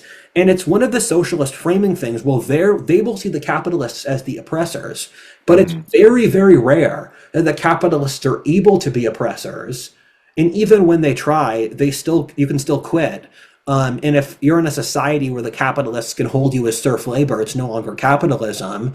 And the socialists set this frame all across the rest of history. The two great dangers to capitalism have either been entrenched governments or Caesarists using the populace against the capitalists. And if you want to look at medieval Europe, West Europe kicked out almost all the Jews in the early 14th century for this reason. And it's why the King of France destroyed the Knights Templars, because they were instrumental in making the European banking system, where the check in medieval Europe stems from how when Crusaders would go to the Middle East, they'd need a way to transport gold across the continent without having the threat of being robbed. So the Templars back in France would write a check, you'd bring it to Jerusalem, and you'd cash out gold.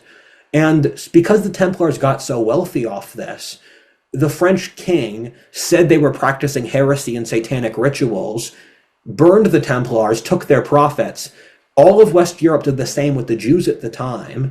And you also saw these monastic associations be the main engines of capitalism in West Europe, between the Cistercians or the Dominicans, where they'd go out into the forest, and most of Europe was forest at this point, clear it out, build these wealthy institutions. And a point I want to emphasize is that although the Jews and the Templars and the monks made capitalism in Western Europe, it percolated to the general public pretty fast. Firstly, the Italians, where London or Philadelphia have Lombard Street, because the North Italians were the big merchant house, where they dominated banking in the early 14th century. And the English king going bankrupt in the Hundred Years' War killed almost all of the banks in North Italy, because you can't force a king to pay you back. But then it percolated through the general public. And part of the reason the West Europeans felt comfortable evicting the Jews by the 14th century was there was nothing the Jews could do that the French or the Germans or the Italians or the English couldn't do by that point, because capitalism had permeated their economies enough where the Black Death was the turning point. And the Black Death in Western Europe was the point where, due to the growth of capitalism, the feudal lords could not keep the peasants on the land, and they had to deal with market competition. So serfdom ended in West Europe to be replaced by a fully money economy. And that was a general principle that had gone back a while, where in both Japan and in Europe, who are feudal societies, where feudalism establishes the precedent for capitalism. And Reynolds, in his book Europe Emerges, overlays the areas that were feudal in the medieval period to the areas that were capitalist later, and they're the exact same regions. even inside Spain, the regions that had feudalism were the ones that became capitalist, and even inside Germany. And the reasoning for that was that feudalism was based on all of these legal obligation relationships, nobleman to peasant, nobleman to king, and these legal relationships established very rapid precedents for financial relationships. And so in both Japan and in Europe, you saw the formation of this archetype of the nobleman who still had his land, but he was hopelessly indebted to the merchants. Where even in the 13th century, capitalism was strong enough that the nobility were constantly having to sell off their privileges and their lands to the merchant class. And the nobility could not believe this. As they Yeah, say in Sharp, is that the Officer Wellington raised from the ranks? Ugh, my God.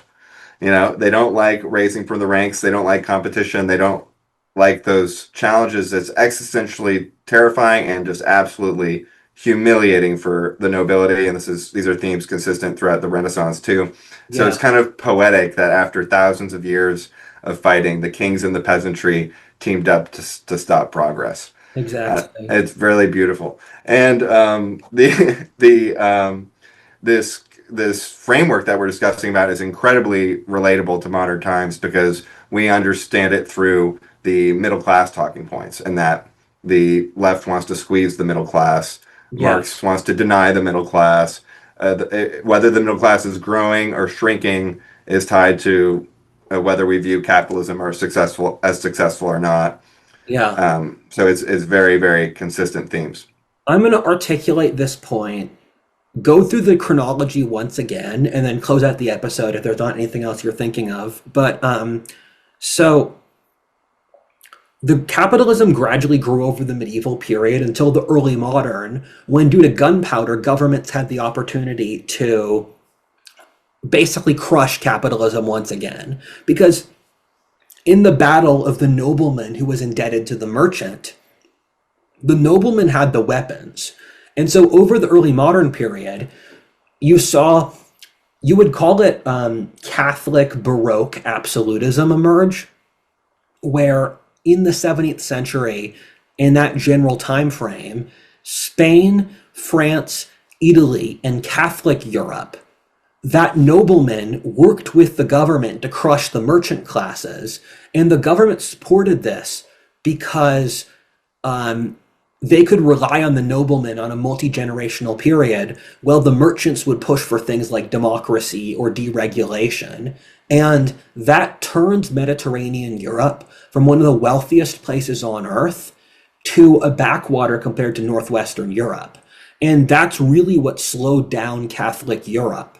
Um, and Mhm. there's something sort of insidious to that Catholic Baroque form of despotism because it's passively nice enough that you don't really see it as a despotism, but it did a lot of damage to those societies because it had enough things like avenues for the human soul or for intrepid people to genuinely move ahead, or intellectualism or family connections, where it's one of those despotisms that's like pleasant enough you're not going to fight it, but it Hmm. does destroy your society over the course of centuries. East Europe went into serfdom, which was its own thing over the early modern period. Eastern Europe in the medieval period was a free society, and they gradually devolved into slavery with the help of the governments and the nobilities. And then in Northwest Europe, especially Britain and the Netherlands, due to their merchant classes winning civil wars and establishing parliaments, you saw the rise of the capitalist regimes that later allowed the modern world, and it rippled out from there. So certain sub-regions of Germany became capitalist before other regions. Scandinavia went through a pro-market phase in like the 18th and 19th centuries. Hmm. Um, and France was a capitalist society with the managerial class on top trying to like siphon off it. And this imperfect capitalist system in Northwest Europe did all of these things, this one sub region, and then it rippled out. And it's interesting to talk about these three variables of the L'ancien regime monarchy, the capitalist liberals, and the socialists, because they all interplay together. Where in France and Spain, for example, the old monarchical system made socialism very easy because they were using the exact same social technologies. Um, and there's just so much sort of richness to European history because you can look at a map of this continent, and inside that map, you would not know all of these layers of complexity that are going on.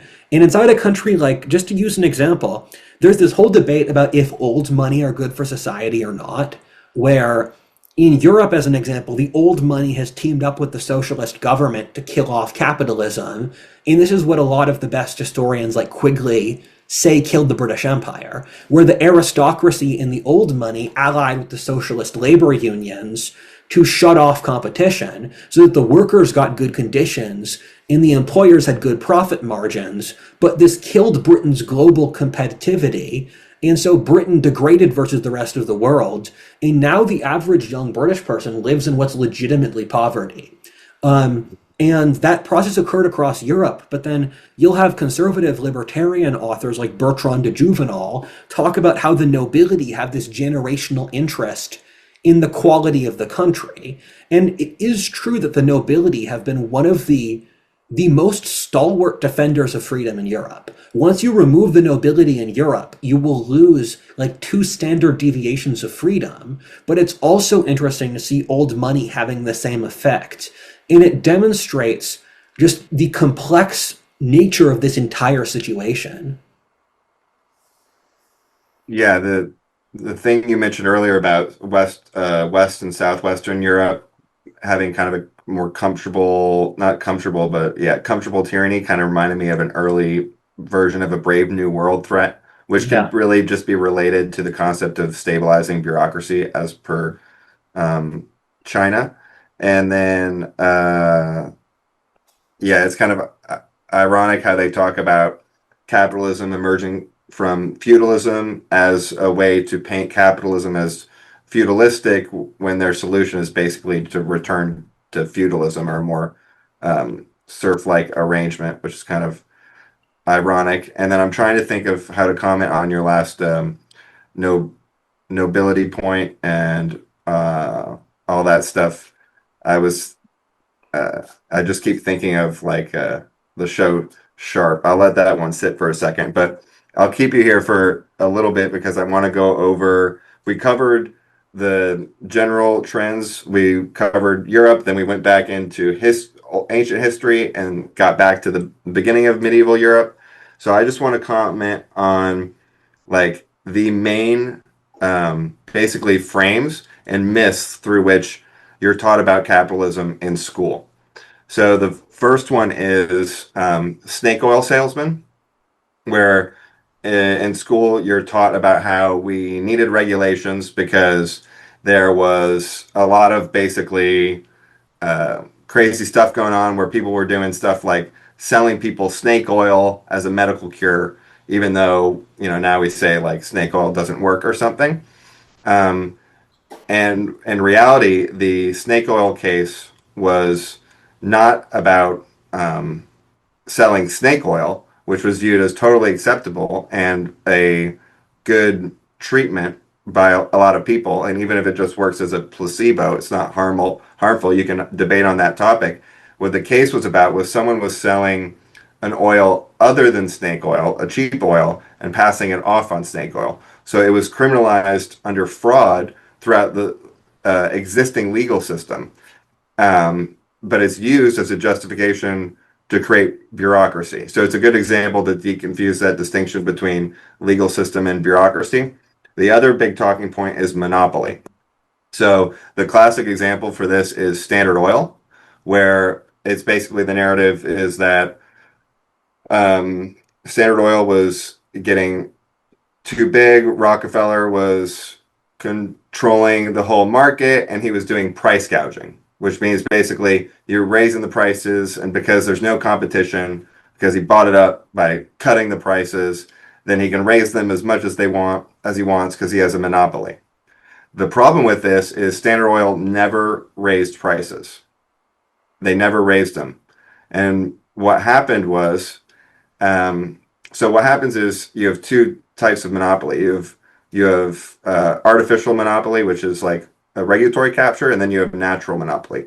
Natural monopolies only happen in new industries where it's a new technology. And so what Standard Oil did was they invented a new way of processing gas. It was much more efficient.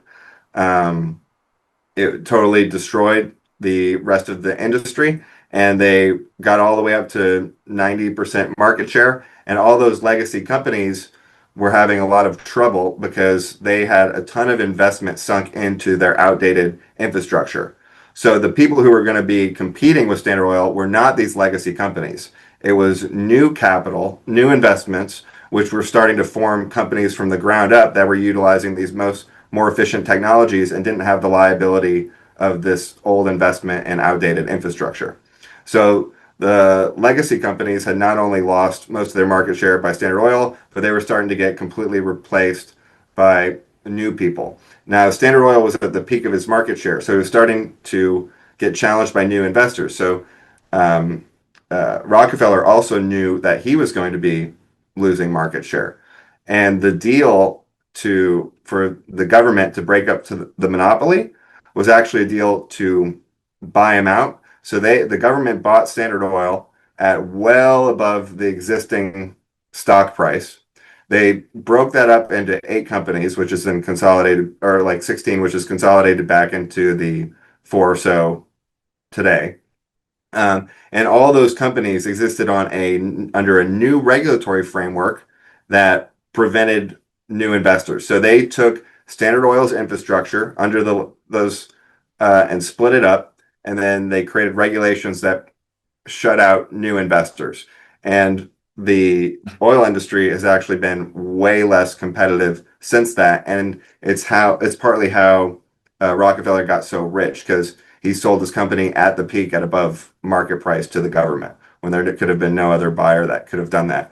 So I'm very familiar with the cases around trust busting, and they almost all come with a rewrite of the regulatory landscape that enforces the existing players. So a regulated oligopoly is much less competitive than a temporary natural monopoly. And right now, the thing is, we have all the legacy industries are heavily regulatory captured, and the only industries that aren't, so they're monopolies, and the only industries that aren't regulatory captured are new industries. So they're also monopolies, but they're natural monopolies. So you have these giant tech companies in new spaces, then new or less regulated spaces, and then you have legacy companies that are also monopolies. Um, but in a market, monopoly occurs. It's impossible to get a total monopoly, and it occurs around new industries. So that's like important context. And then I think that was kind of like some of the main historical points I wanted to cover. Oh yeah, the origin of the FDA, for example. You're taught in school that you had F. Scott Sinclair who ignited the public imagination, and then there was an outcry, and then the politicians, passed some legislation to protect us from rats going into our ground beef. Um, and what had actually happened was you had the 2 or 3 major food packer companies, including Philip Armour, which was the largest company. Um, and again, companies didn't used to have such large market share back then. The largest company in the early 1900s for shipping and packing was about like 5% of the market.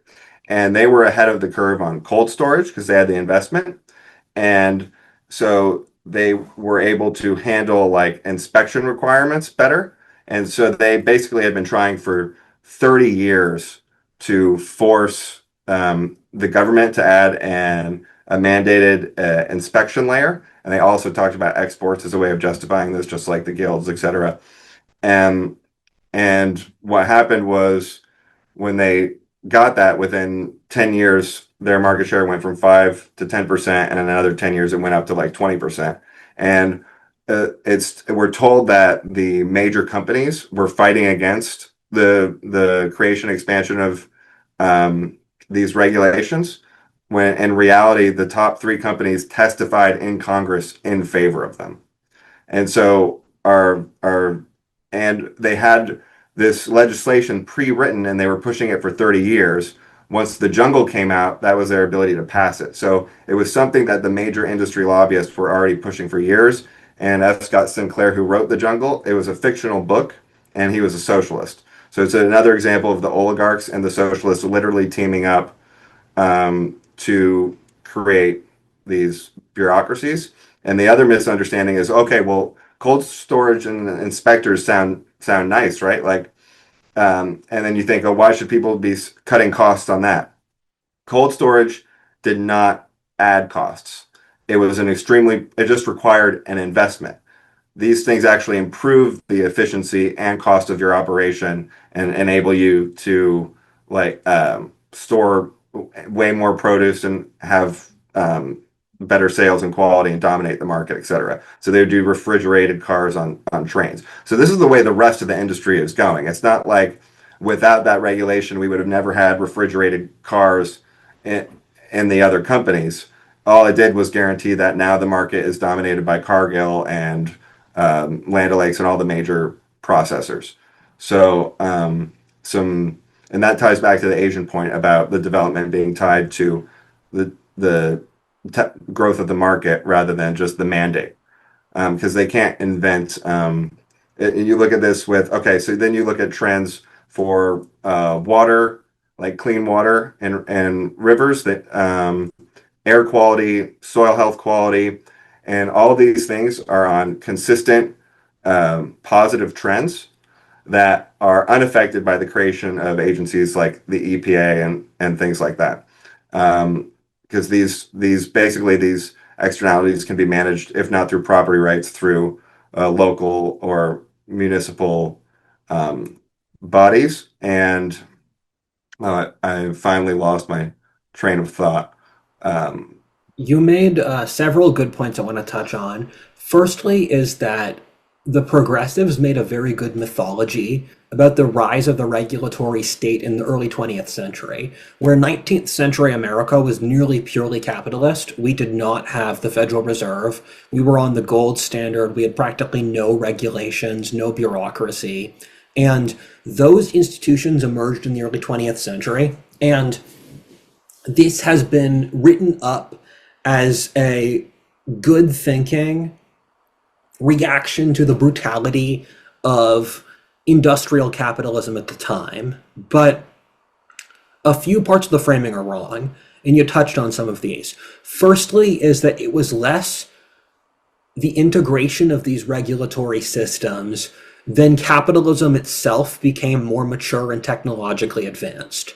Because as the technology improved, you moved from a system where people would work 14 hours a day in these horrible shacks and then live in these tenements with 10 other people to systems where factory workers lived fairly good middle class quality of life.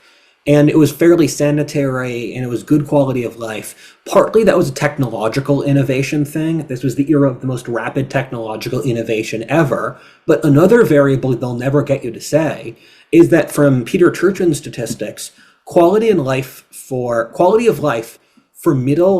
the lower half of the economic totem pole went down from the Civil War to World War I.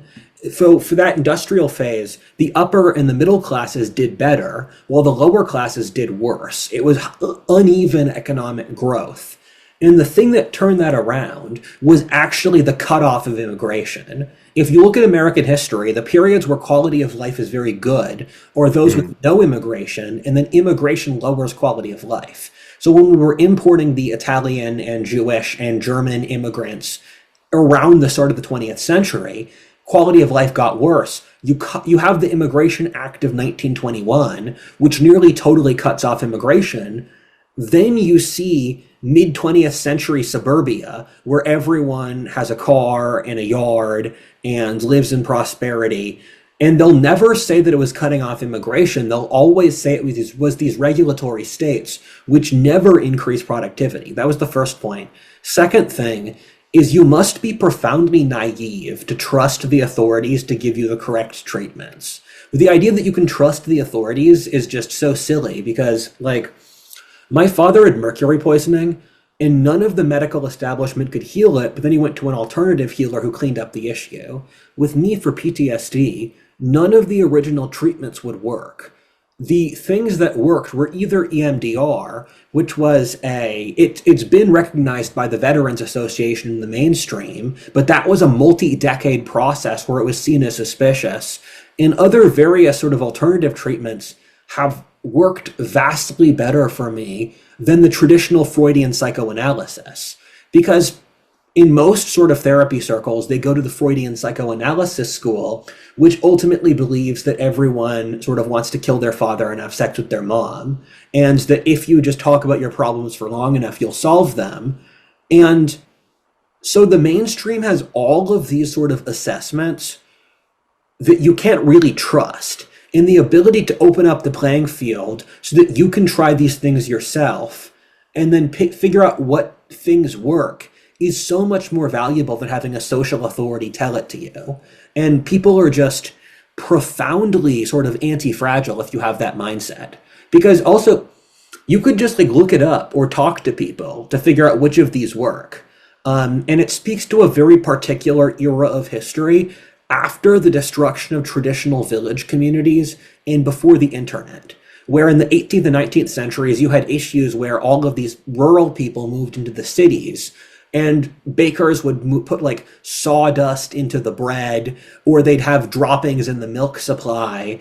And so the panic from this particular transitory phase in history, after you knew the village baker and the village dairy guy, and before the rise of the internet, created regulations. But as I frequently say, the internet and AI kills our need for regulatory bodies. We don't need this stuff anymore. And I normally cut these videos like I want to cut these videos like 2.5 hours. I think the 2 hours to 2.5 hours is a reasonable thing. So do you have a final point before I finish up the chronology? Yes, and it's specifically on your point, which is perfect. Like, uh, why did it ties to the why did capitalism fail point, or why did classical liberalism fail? And we often talk about the disturbances of industrialization and the simultaneous populist, agrarian, and urban movements. But a big part of that, of what accelerated that beyond what we could handle, was the massive influx of Europores without Western values. And we associate, They did. sorry, Italians are Western values. Westerners. Sorry, British, but American, some differences, right? And um, we received a massive amount of Europores um, who who were actually leaving much worse, much poorer environments. And Germany had like nationalized healthcare in the late 1800s. So these are not that like that. Those were the failed systems that they were leaving from, and then often voting. Then you get the whole Tammany Hall thing. You get like the troops used in the Civil War were a lot of immigrants, like, and then they contributed negatively to the growth of some of these institutions. And even today, a lot of the people descended from those wave of immigrants tend to lean in more socialist directions, but at least they're like also some of the groups most against the current immigration. So Yeah. there's kind of like a lack of self-awareness there, but also some thank you for finally having a positive contribution. Um, Not to be too harsh on everybody. And then the point about okay, what leads to improvements like the technology versus the regulation? A perfect way to demonstrate that is mining deaths, right? If you look at like a graph of mining deaths over time, it'll be like something like this, right? And this will be electrical lighting invented, Yeah. and this will be when OSHA was created, Yeah. right? Like that's how it all works. That's how it works in every category. I write in cursive too. Most people my age don't know how to.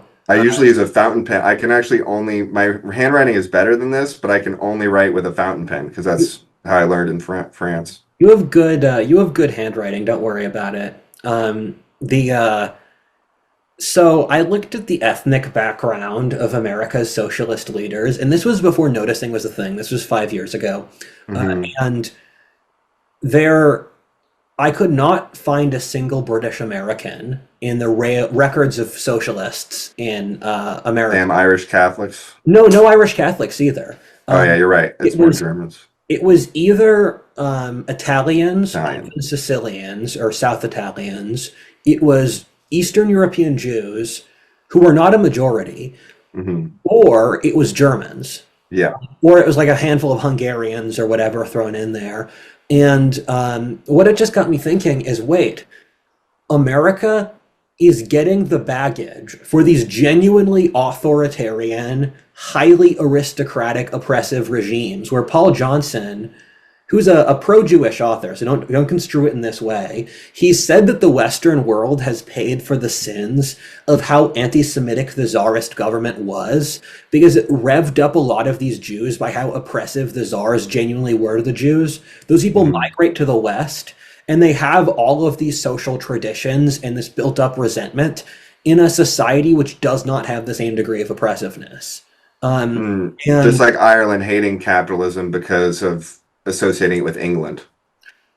the Irish, I don't think the Irish hate capitalism. They used to, and also Scotland, like they followed the patterns we've spoken about before, which is if it they you got colonized by what's perceived as a capitalist country, then you can tend No, to the Irish, we've been pro-capitalism. It's just the IRA who are communists, but like the IRA's communism, because they care about, but it's not part etc. of the brand. Like if you went to an IRA event in the 20th century and you were not a communist, that was not what it was about. It was about retaking the North. And like the Irish political bosses in the Northeast were not, they believed in making money. They Hmm. were just using it, they were using socialism cynically to sort of pad their tribal coalitions. Where in Right. places like Philadelphia, where corrupt Irish political bosses took over power, they were sort of using these regulations to get their buddies' money. It was not a hatred of capitalism, it was just corruption. And so to go through the narrative of the narrative of capitalism, you had ancient capitalism, which emerged in civilizational cycle one in the Bronze Age. It really reached its apogee in Greco-Roman civilization. That interconnected into a broader Asian Silk Road system. The ancient system died out by the time of the fall of Rome, while the Silk Road system gradually declined due to the growth of authoritarianism and social conservatism across Asia. Western Europe developed the most dynamic branch of capitalism in the high medieval period, which was able to flower there in a way that it wasn't elsewhere previously in history. This West European system generated an enormous amount of cultural charge, which let Western Europe take over the entirety of the global system and have a variety of innovations. But it was stuck in this two-sided trap, first fighting against the pre-established nobilities, and then fighting against socialist governments which emerged due to the enormous changes brought about by European capitalism. Europe gradually lost its capitalist streak, but it survived enough in the Anglosphere that there was another burst of capitalism in the late 20th century as a reaction to the totalizing state forces of the world wars. And that exploded across the earth on every continent. I'm sure there are capitalists somewhere in Antarctica. And that created the most rapid growth in technology and innovation and wealth that's ever occurred in human history. But now we're seeing an additional anti capitalist wave. So capitalism increases the charge of the earth and the scale of the importance of these things. But then the more capitalism grows, the more its enemies grow, because the wealthier capitalism becomes, the incentive to predate upon it grows, where it's like the ring of power, that the closer you get to Mount Doom, the greater the urge is to steal it. And yes, it's All a, right. I realize it's a more complex story than I thought. Um, and Touches on a lot of things. it does. Um, so that was a good episode. And next episode is the history of the Catholic Church. Catholic Church. Okay, and then I'm just gonna like real quick final statements. Basically, like you said, it's grown into this crazy thing. There's a lot of trends against it. It's too complicated to deconstruct. If we do, we'll end up with a giant Malthusian trap with billions of people, which will get nasty. So we need to break the regulatory cartel and create a race to the bottom, as the socialists say, which in reality is a race to the top. Such a race to the top that will end up on the moon People don't and understand beyond. how bad poverty is. Like, there's no respect for how you actually want to live in a place with plumbing and clean water and you can eat. And yes, you should. I mean, it's just we're you have to grab it by its tongue. We're already here. You can't stop the process. Once the genie is out of the bottle, you have to talk to the genie. The Um, only way out is through. exactly. So this sounds good to me, and I'll catch you next time. Awesome. See you guys. I'll Peace. make money in the time between. Bye bye. Hell yeah.